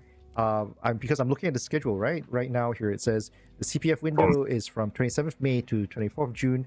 IMDA is not paying me to say this. I have too small an audience, but hey, if you're listening, you're an audience. Awesome. But yes, you can do, you can send in your proposal up to 24th of June. And the pitching session is on the week of 8th of July, that kind of thing. So you have to do your pitching by that time. And then there's a prototype showcase in December, which is early December, just 7 to 8 December. That gives you about 4 or 5 months to produce what essentially is 10 minutes of gameplay, like vertical 10 minutes kind of thing. For Sorry, what's the question? So the question really is, it's like for a first timer, right? How is the time budgeting? How should they budget their time in this respect to make sure that they hit the prototype stage, right, which is in December, within 5 months, right, in a reason, like how would they frame it? How should they budget their time, right, in this time to make sure they hit it right, that kind of thing? I actually think they only have 4 months. Oh, really? So basically say the last month doesn't count. Oh, which is the last month? Right. December? December, yes, the December. It's early December, so like November doesn't count is basically it, right? I don't know what I don't have the... Right, so the showcase date is 7 to 8 December. Is that right? Okay. Yeah. The notification of selection is by 15th of July. I have it right in front of me, so don't worry. I'm quoting the page itself. So these are the actual dates that are there. Yeah. So, I mean, basically, I think they have August, September, October, November. If you said the notification is mid-July, I think that means that they have, I guess, at max 4.5 months. But I kind of think that the submission is probably mid-November. Like, I don't want anyone to quote any of this because this will all become clearer during the actual briefing. Yeah. Okay, so yeah, for anyone's wondering, the briefing is going to be 5th of July, June? Is it 5th of June? June. Yeah, yes. Something like that. I also want to, I know I'm quoting the site right now, but I also want to make sure that everyone hears this right. There is a massive asterisk right underneath the page. You can see it for yourself if you check out the link down below inside the comments. Sorry, inside the video description. It says very specifically also, please note that dates of the pitching sessions and notification dates may be subject to change. This page the page itself has the most updated information. So if you're hearing this podcast, like, I don't know, a week from now or something, right? Some things can still change. Some of those dates may shift around. So in effect, you might actually even have less time than that. So you're like 4 months at most. I think it's a safe expectation for your vertical. Yeah, the safe timeline to think about is 4 months of work. Right. So the stages that they should be looking at is like your first proof of concept gameplay, I assume, and then the vertical features that are related to it, including art, and like how polished the final product be roughly in this time. How polished can it be? Yeah. That really depends, and quite honestly, because IMDA is not policing whether this game has been worked on prior to the grant. Ooh, okay. You can actually come in with a game that has already been worked on for a while. Right. So basically, you can come in with like something that you've been working on for a while, and basically say, "Hey, we're just going to like build up to like this." Like you even could come in with a working vertical slice already, is what you're saying, right? In theory, yes. In theory. But I don't know for sure. That might be something they rule out when we when we go to the pitching the information session. But because my role in all of that is to judge the quality of the pitches, the proposals, not the I'm not setting the rules. So based on what I can see, I think you can. I mean, the guidelines, the black and white written guidelines do pretty much say you can submit something that has been previously worked on. I would say that most likely you can't submit something that is already shipped. Oh my god, the balls on the guy who does that. I mean, look, man, people are gonna try. Singaporeans have a very sorry reputation for trying to abuse the system. So, yeah, I'm sure IMDA reserves the right to say, get the heck out. I mean, you can always reject the pictures, right? Yes, of course. There are definitely more deserving recipients who haven't shipped their games. Yeah, I mean, look, sorry, Brian, if I put you in the spot, but really there is this massive curiosity in my head about what a 4-month production timeline could look like for vertical slice, you know. But I do, and we talked about this briefly prior to this, just before we started, right? And you made it very clear that the problem with trying to discuss about time budgeting in particular is that, and sometimes and to an extent even like financial budgeting in particular, right? Like it gets really, really nebulous because it's so dependent on the type of project that you're working on, right? Like an example I was using was like, oh hey, if you're working on a VN for the first time, your engine's going to be like a week at the most, maybe, right? You just need something to prompt text and some basic functionality for interactions. I'm not saying you can't polish it a lot more. I'm saying that, like, you know, hey, that's a thing. You can even use ready-made engines, so that barely makes it, like, it's barely a thing, right? Yeah. Then, yeah. But let's say, for example, if you're trying to make an FPS for some reason, I don't know what a Singaporean-based FPS is going to look like. Maybe you shoot Merlions. I really don't know. But yeah, if you're doing down that line of thought, then hey, that's definitely going to take a lot more engine work, and like your timing is just going to be all over the place, right?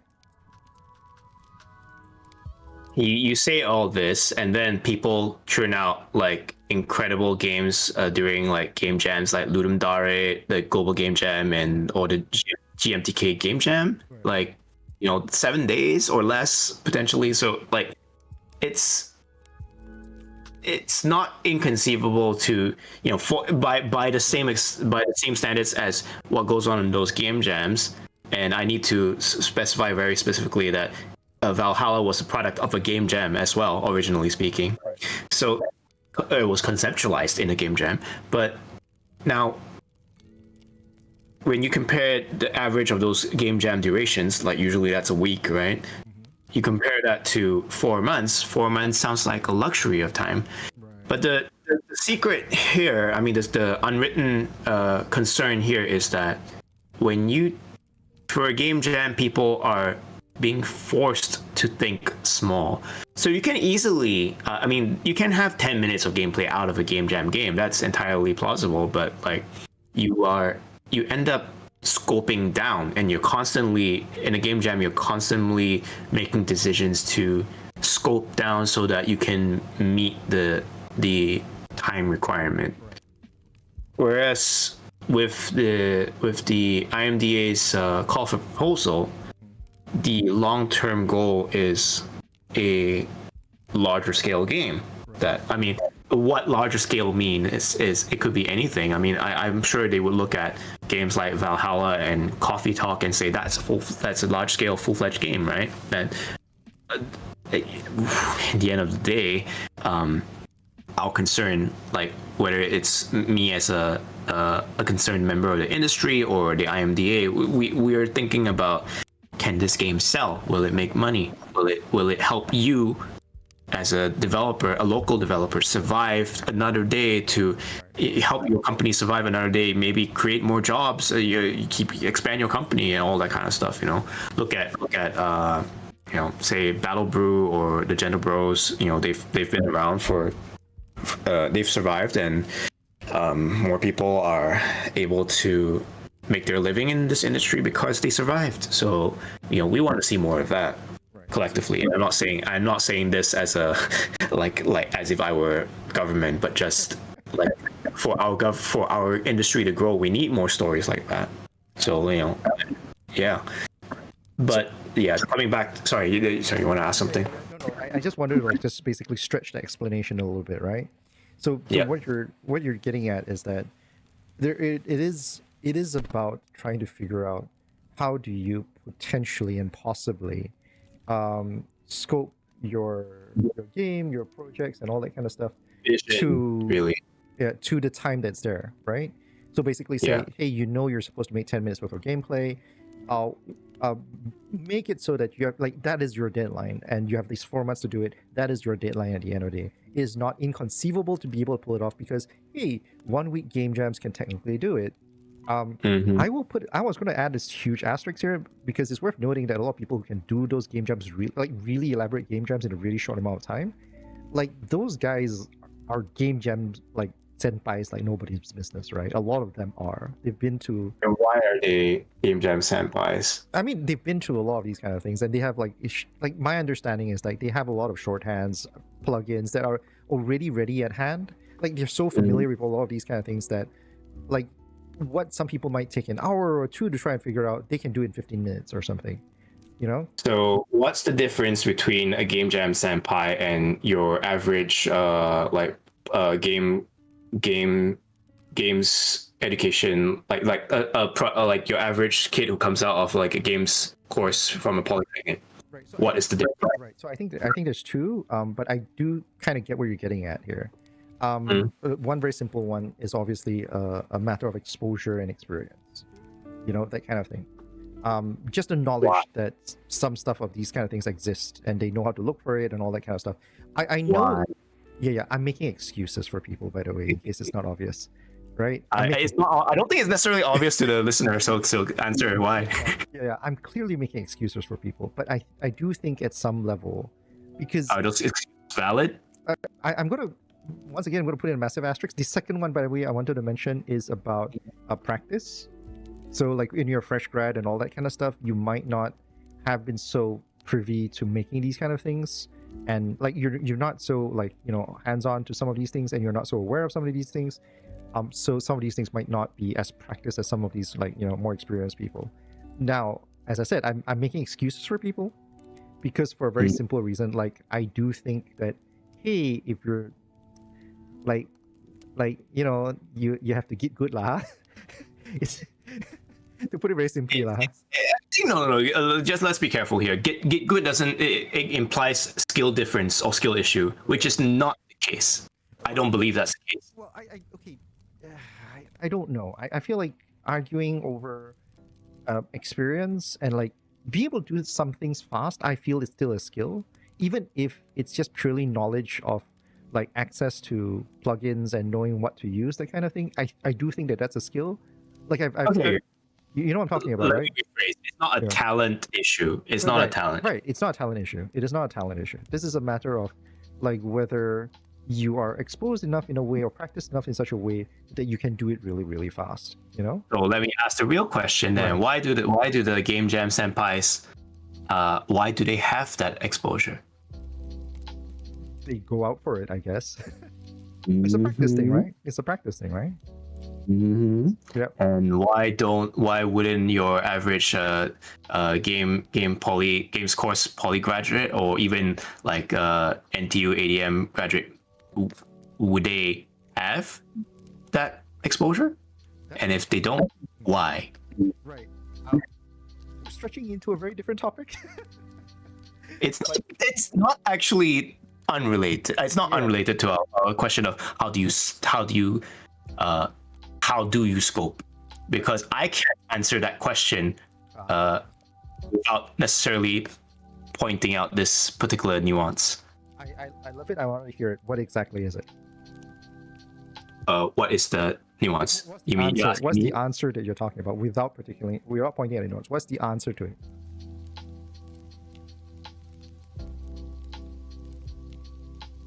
Drive. call it drive? All right, cool.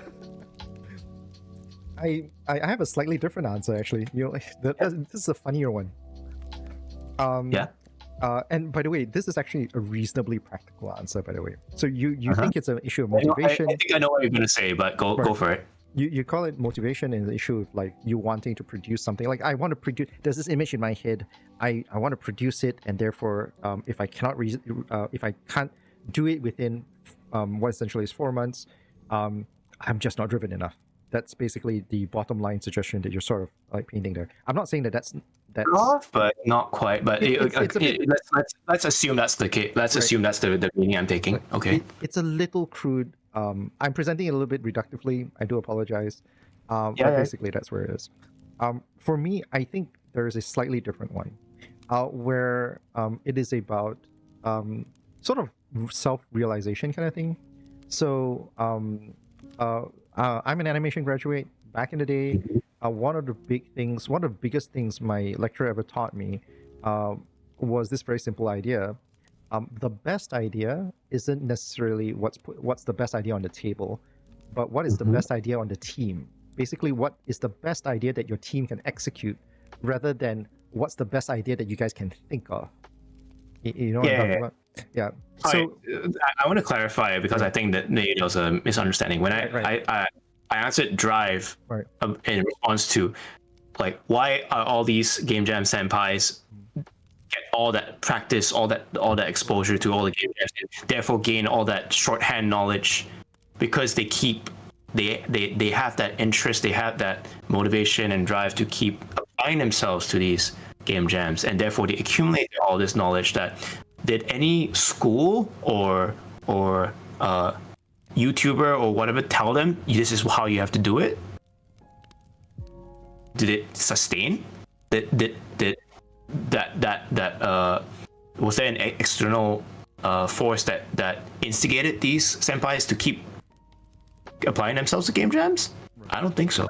Well, I think so. To be fair to the individual, I do think that this is something that every person who finds themselves like short on the development like skill set kind of thing will sort of have to try to figure out for themselves. Personally for me, like I've been trying to get into programming myself. This is me selling my own like shortcomings kind of thing. But the fact is I've not been able to sit down and really pick it up because of a lot of other reasons, So sure, you're also older and you're a bit further in the cycle than like I feel like we were discussing like younger folks like starting out in their journey, potentially with a lot more time than we do. Right, but where I'm getting at is like what I also want to get at is like there are people who were able to actively go, yeah, like I want to make games. I just want to make games. Like they'll fill their free time trying to figure out and fidget and just make really small little things over and over again, right? Yes. But I think in your terms that would be equivalent to drive, right? Like it's not necessarily going into game jams, but just purely let's just produce random stuff for the heck of it, right? Yeah. So you can that the shorthands. I feel it doesn't have to be exactly developing the specific shorthands that make a person agile in a game jam, but like if they had that same drive that you were talking about, where it's like I just want to keep making stuff, then I think you learn a lot of stuff along the way. You gain a lot of autonomy, and you definitely learn a lot of stuff along the way in terms of like thinking and planning and visualizing, creating a vision of what sort of game you want to achieve. That's a dialogue you've had before, instead of being like, oh, I'm facing this call for proposal for the first time. How to put vision together? So if you're starting because you heard this podcast today for some reason, like if this is your first time you've even thought about starting your own project because you heard this podcast for the first time, there is a long journey before you're ready. Yes, and I'm afraid that many such I mean, I don't want to downplay applications. I think anyone who wants to apply should apply, but at the same time those entries will have a hard time standing out against those who have been practiced, as we say, in in visualizing and conceiving the project, the shape of the project, so to speak. You know, that's coming back to the first thing I said at Wave Makers. What does your game look like in your head? Exactly. Right. And that's, you know, so to reel all this back to your original question, how are you supposed to budget for this? So that's why that being practiced about how to conceptualize, how to ideate, how to take something at a blue sky level and shave away the scope until it's something that you understand could conceivably be done in those 4 months. That's the basic sort of framework you're looking at here. Right, exactly. So in actual words. Right, but it has. I think it's very important also, as part, just to add to the conversation. And I definitely think that what you have is a great closer to that entire stretch of things. It really is also as well, like really just knowing what your capabilities are as well. Like it's not to say you can't stretch them or test them and stuff like that, but be really, really aware of what is feasible, because at the end of the day, you are talking about deadlines here. You are taking money from other people to specifically, you know, produce something within a specific timeline, right? Yeah. I mean, for us, if you're like us sitting on the jury panel, you'll quickly recognize what scopes just sound ridiculous to achieve within the 4 months, and what feels like okay, you know, for people of this, they've completed, their past experiences that they've shipped like mods on Skyrim before, and they understand how to build levels quickly. So their main obstacle, the main thing that adds to the lead time on the project is like creating art assets. Then yeah, you know, like people, you that's just one of many scenarios, but like the more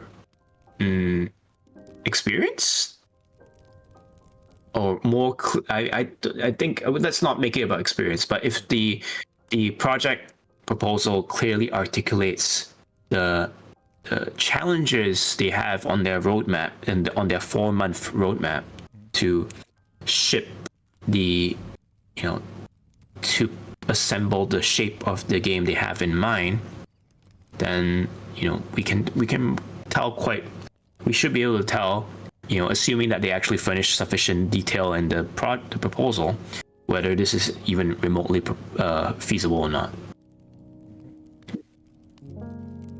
I mean, you have to, so 50K for 4 months is for a smaller team. If it's like you're funding like a 3 or 4 man team, that is, well, I mean, it's a big difference whether it's 3 men or 3 persons or 4 persons, to be very honest with you. But yeah, if it's like 3 people for 4 months, that's a reasonably comfortable. I mean, it's not high salary for industry standards, but it's a okay salary.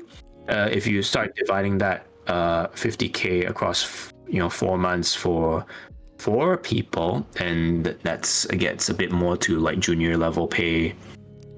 You know, some people would not accept that for like if you're working for a company, but maybe if it's like, okay, it's a small company that we put together to take this grant with, and I mean, I think that's people could. It's not the best wage around, but I think it's still okay, you know, livable. And then if you have to go more than 4 people, then it's, you know, that's a harder situation. But, you know, again, it depends on the scope of your game, right? Exactly. I should probably highlight a couple of quick small things on that note. For those who are actually interested in looking for the call for proposal, it's worth noting that IMDA very explicitly says that you have to be a registered entity, and there's a bunch of other like barriers to enter and stuff like that. So if you are a non-registered business, like for some reason I don't even technically call that a business, like I guess you're illegal business. I'm not sure, but basically, if you're trying to do this as a sole proprietor, then that's still a company, but right. like there's still a business structure that a sole proprietor needs to have. Otherwise, like if you're just doing it in your own name, that's not a business. Yeah, exactly. Like, yeah. So That's not, at least in the IMDA's eyes, that's not a business. Exactly. So I mean, you could be producing your own games outside. You could be a big shot. Unfortunately, this is kind of a structure that IMDA requires you to have. Just as a point of note. It's not irrelevant to this conversation. We're talking about publishers and whatnot, because most publishers will want the applicant, like if you're applying for funding with a publisher, they want to be working with a company and not a individual. Yeah. In the US, it's really easy to register an LLC, or limited liability company. The equivalent in Singapore is the private limited company structure. But there's a bit more. It's not troublesome. It's not extremely troublesome to register a private limited, but for someone who is not intending to be their own entrepreneur, it can feel like a lot of busy work that you don't care about. So just, I think people just have to be aware that running your own company takes work. It's not just, I just have to get the bank account, sign the opening documents, and that's it, man. I don't have to care about the rest. That would be dangerous. Yeah. Keep in mind that if you're budgeting for your time while running a company as well, I suppose. But the reason why registering a company is important, not just for the government. For the government, it's for hygiene purposes, basically, in terms of. But from any other reasonable business standpoint, if you enter business as a individual, if you as an individual sign a publishing agreement with a publisher, you take on what is known as unlimited liability. Right. So if you breach a contract with a publisher, you become personally liable if they decide to sue you for something. Right. So if they sue you for like $6 million or something like that, then that is on you and not on the company, right? Yeah, you become a bank. If you don't have $6 million, they will bankrupt you immediately. Exactly. So, but if it's on a company, then there's a separation between you and the company, and so if they bankrupt the company, at least you won't be a bankrupt, right? Correct. Mm-hmm. So,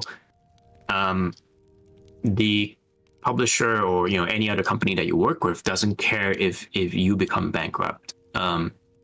So it's just in your personal interest to register to have that company registered for your own protection. And I think we can all agree that the last thing you want is the Singaporean government to be chasing you for money. I know taxes exist, but I think you don't want to be on that end of the stick. I mean, from the perspective of this call for proposal, a grant is a grant. Grant money doesn't have requirements to pay it back. It's a grant, but this is just talking about long-term business hygiene for someone who wants to make games. That the whole point of this, I'm just explaining the whole point of registering a company. It's not just busy work that for no good reason. Right, of course. So law exists.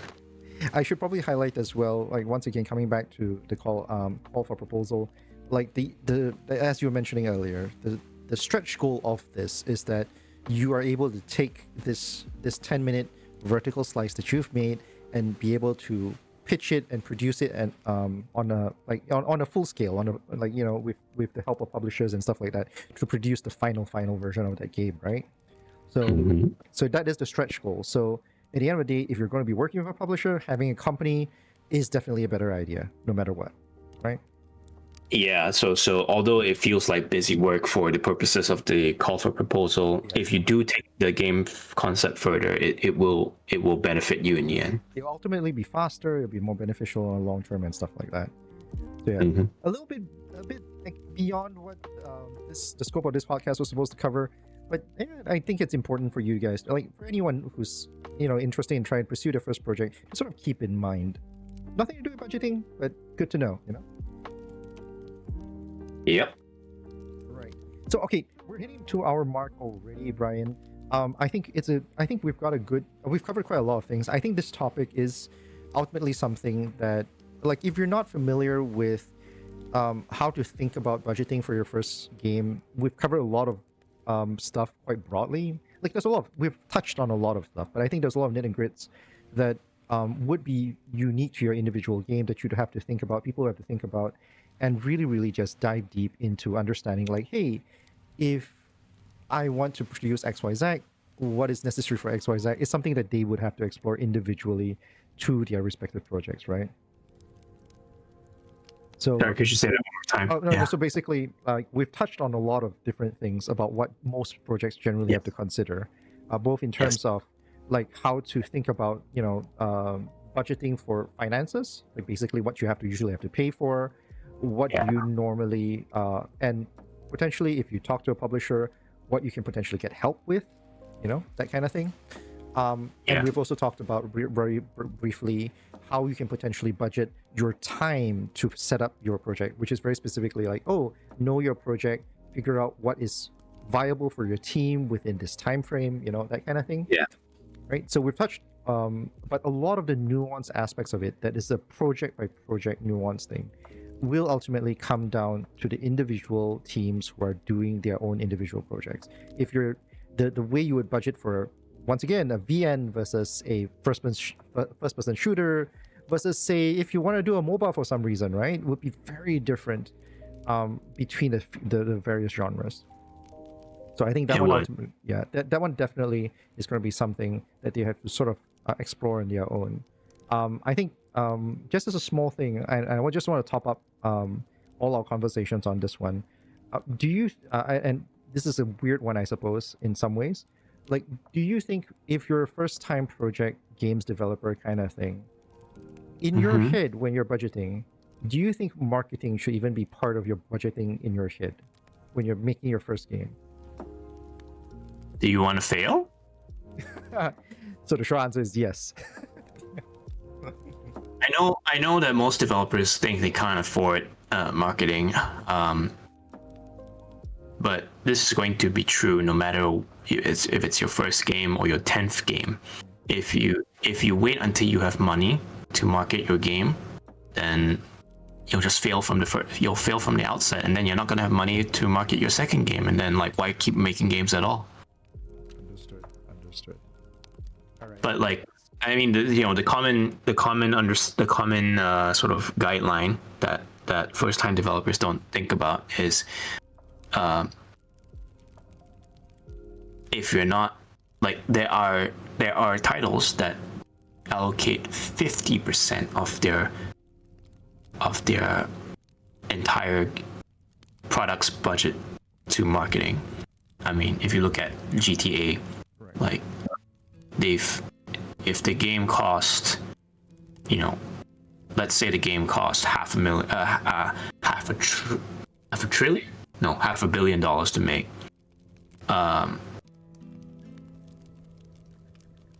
Of the $500 million, at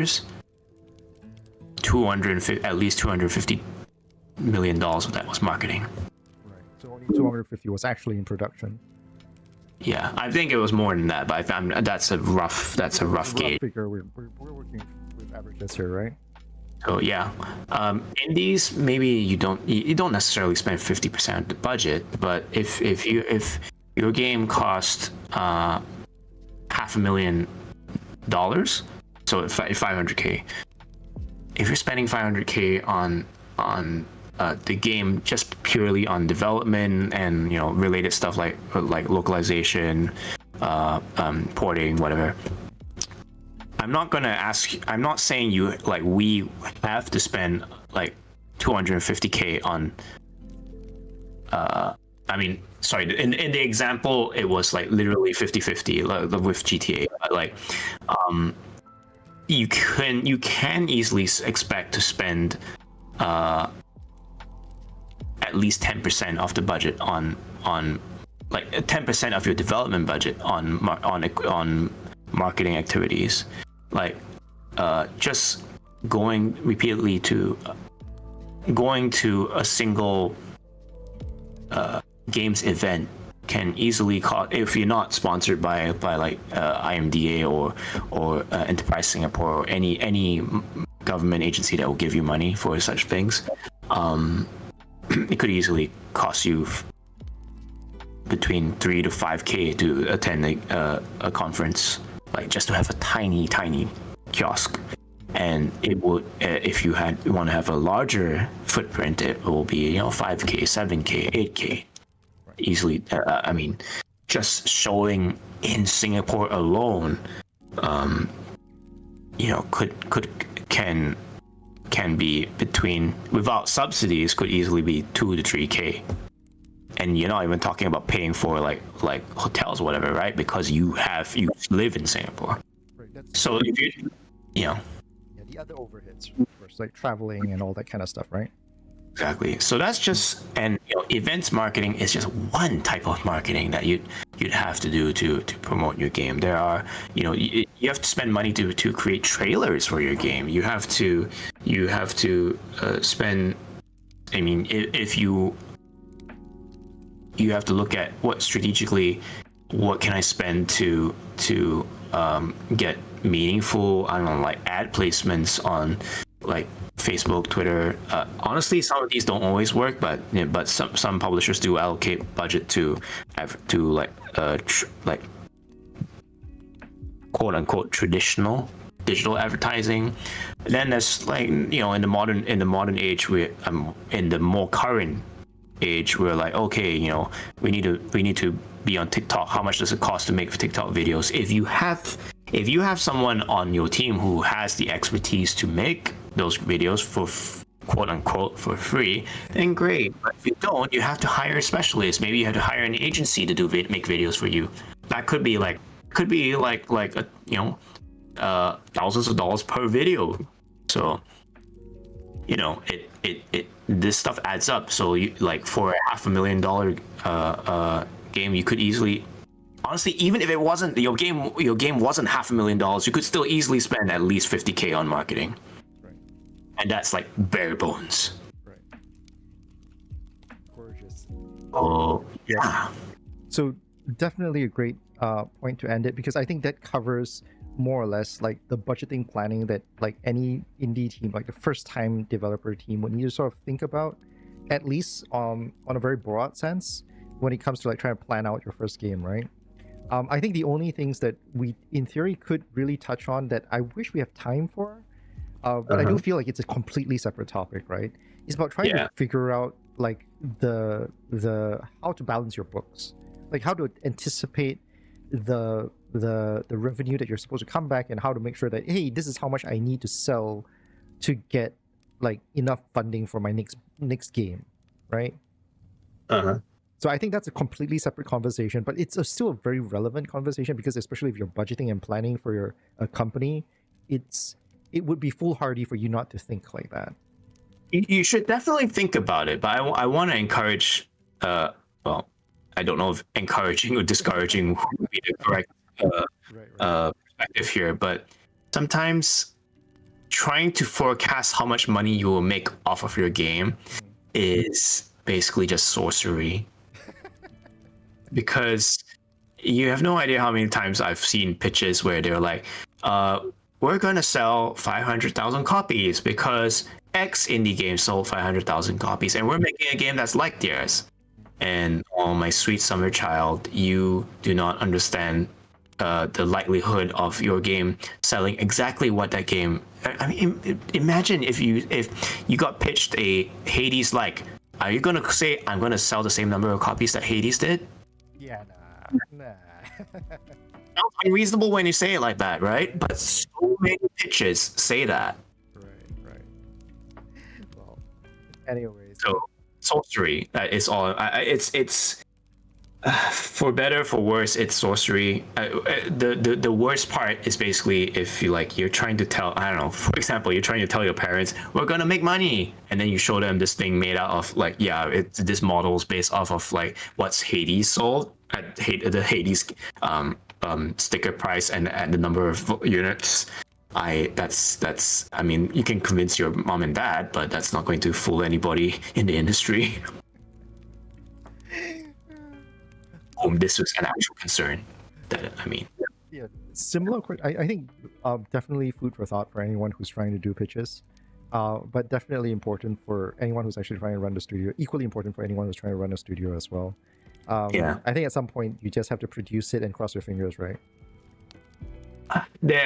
So coming back to what you asked about marketing and should you market your first game, if you're going to say cross your fingers and say it's all sorcery and then you don't market your game, you are just like you're just choosing to walk out of the toilet without pulling up your pants.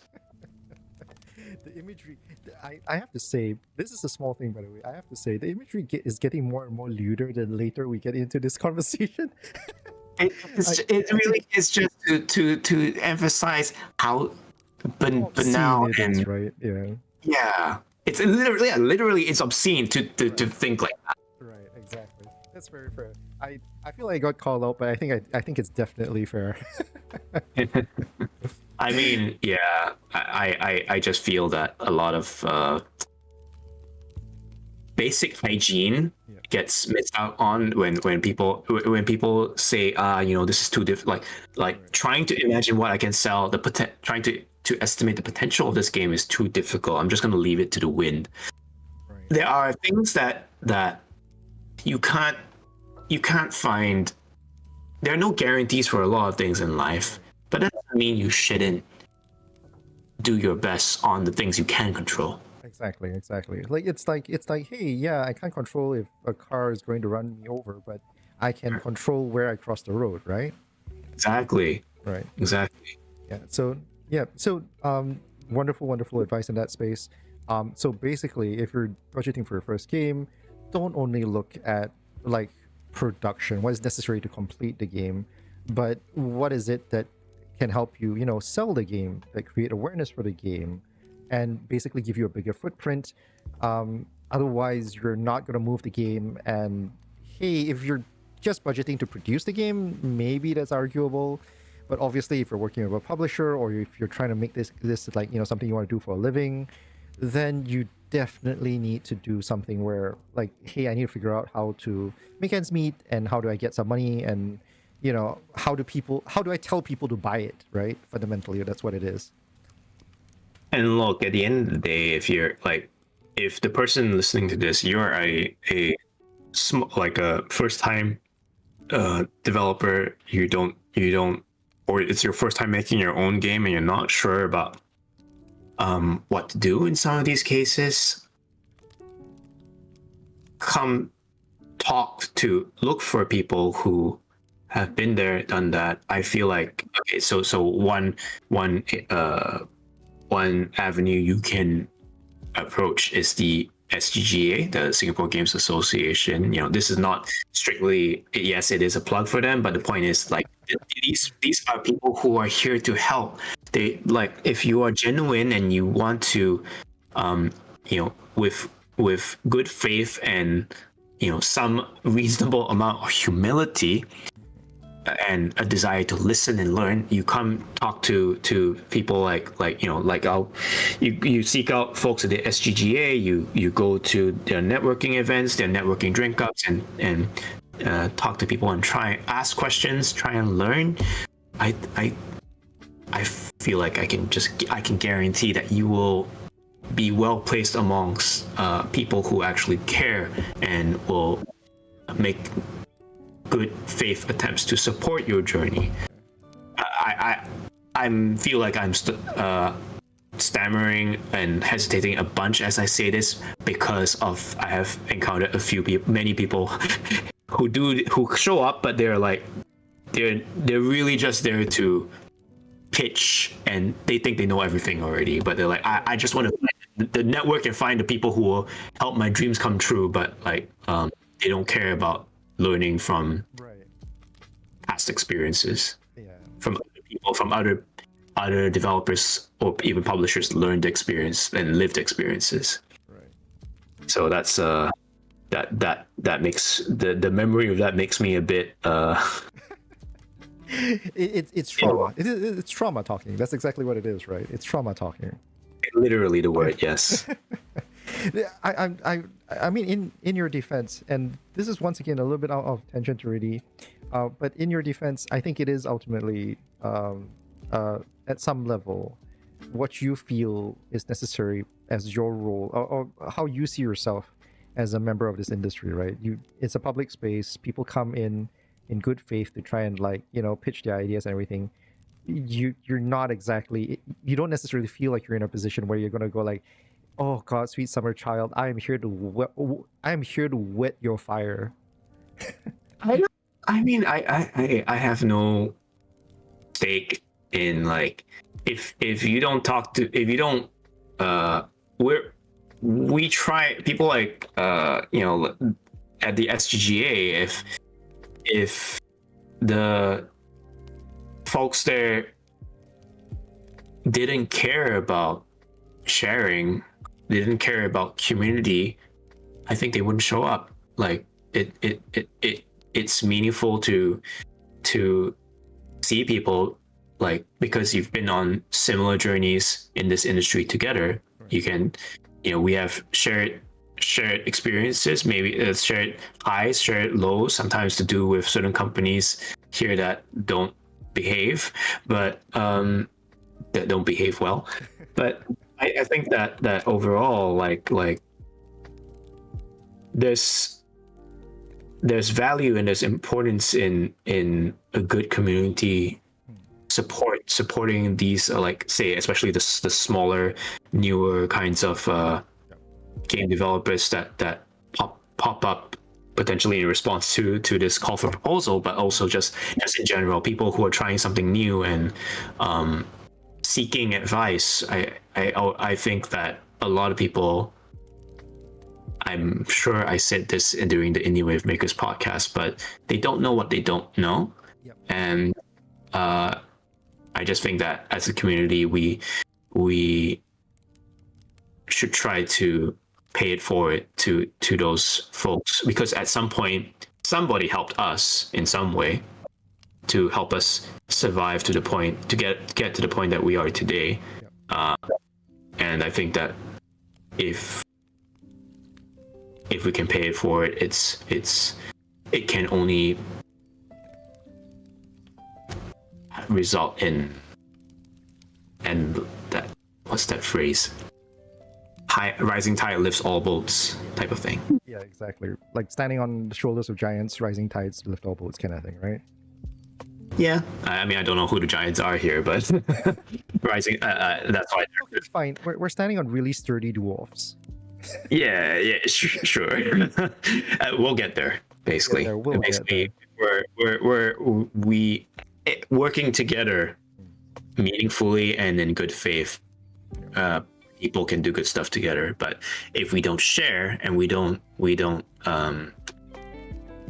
if the culture is not one that is supportive, then it's harder to see meaningful growth over as a collective. Absolutely. You get one or two shooting stars, but like then it just stays cool, right? like that. Exactly. Yeah, exactly. All right, it's getting really, really late. I think we've covered a lot of ground tonight, as I was saying earlier. But in case anyone was still listening, in case you hadn't noticed, I tried to end this like 15 to 20 minutes ago. But the fact is, this conversation is something that between me and Brian, we can just continue all night. I have to go to the bathroom, man. And here's the funny thing: my internet is going to die in about 30 minutes. So there you go. So we're definitely going to end it here for tonight. Before we go, just a quick plug for anyone who wants to. Once again, we've referenced the Indie Wave Makers podcast that sparked part of this conversation. It's actually linked in the comments. In the description of this video. Please go check it out if you haven't. It's done with Sean. It's done with Brian's there too. I have to apologize to this, but like I cannot remember TrueWorld's other founder. I can't recall this. What's his name again? I'm sorry. I have to just bluntly ask this. You're talking about wait, you said True World Studios, right? Yeah, exactly. I believe it's RB. Yes, it is RB. I hate this RB. because it's actually by right the easiest name to remember. But for some reason, right, and he's repeated to me a number of times, by the way, I have to apologize this a million and one times. RB, if you show up, like if you see me and if you ever hear to this point, please feel free to like just come and nudge me about this. The fact is, for some weird reason, I can never remember his name. I mean, names are just when you network as much as you have to in this industry, it can be challenging sometimes. I know, but I feel really, really bad about it because I literally was just watching the podcast before we started this, and through the span of this last 2 hours, I forgot it again. That's how bad it is. I don't know why my brain just refuses it. But in any case, RB's there, Brian's there, Sean's there from Battle Brew as well. Please go check them out. There's a lot of really good advice, especially if you're starting up. Things to look out for, things to think about. This is a conversation we started as to add to the conversation. So if you've not watched it, please go check it out. Also, we've also made a lot of references to IMDA's call for proposal recently. That's also linked below. Please go check it out if you're curious. If you have a game, especially if you have a game that references Singapore culture or history or anything of those sorts, it's probably a great place for you to get some level of funding. For Brian's stuff in particular, his Twitter, I'm never calling it X. His Twitter is linked below as well if you want to contact him for whatever reasons. Ysbryd's homepage and Twitter is also linked below. And if you still want more of me for some reason, my Facebook page for this channel is also linked below. So yeah, if you like what we're doing here, standard YouTube thing, please like and subscribe. Leave a couple of comments, questions, anything that you feel like you want to talk to me or me about in particular, because I don't expect Brian to be responding to any comments in the comment section. But if anybody wants to say anything, please feel free to do that. If you feel like we've been doing a horrible job, please let us know too, because I think as game developers, as people of the games industry, the only way we improve is with honest feedback. Like if you drop like good-natured feedback, I'm never going to say no. In fact, if anything, I'm just going to freaking appreciate you for it, right? Good feedback in this economy. I suppose that costs money as well. Yeah. Yes. So if you're still in this, yep. We live in a world where people pay money men pay money to lie on a girl's lap, put a head on a girl's lap, and have them be nice to them. So I refuse to believe the opposite is not true. I refuse to believe that the opposite is not true. Right? There is no market for the opposite. But that's a very different thing altogether. So anyways, thank you guys very much for sticking along for as long as we have and all the weird tangents that we've been making. Once again, if you like what we've been doing, please like and subscribe this channel. I don't know how often I'm going to add to the convo. This is not a segment that, like, as I was saying right from the start, this literally planned like 2 days ago. I don't know how often we're going to do this, but if we do this more often, that'll be great. My usual segment is going to show up next week, which is Geeks at Sea, and we'll be talking to Nerf, which is one of the guys who was on the team who started CAFCAL, which is Comics Arts Festival Kuala Lumpur. We're going to talk a little bit of the history of that event and the Malaysian comic scene in particular. That is next week. But for now, this is me signing off. Brian, say bye, Brian. I'll say bye. Thanks everyone for spending time with us. Have a good night. Thank you guys. Good night, and hope you have a wonderful, wonderful weekend. That's us.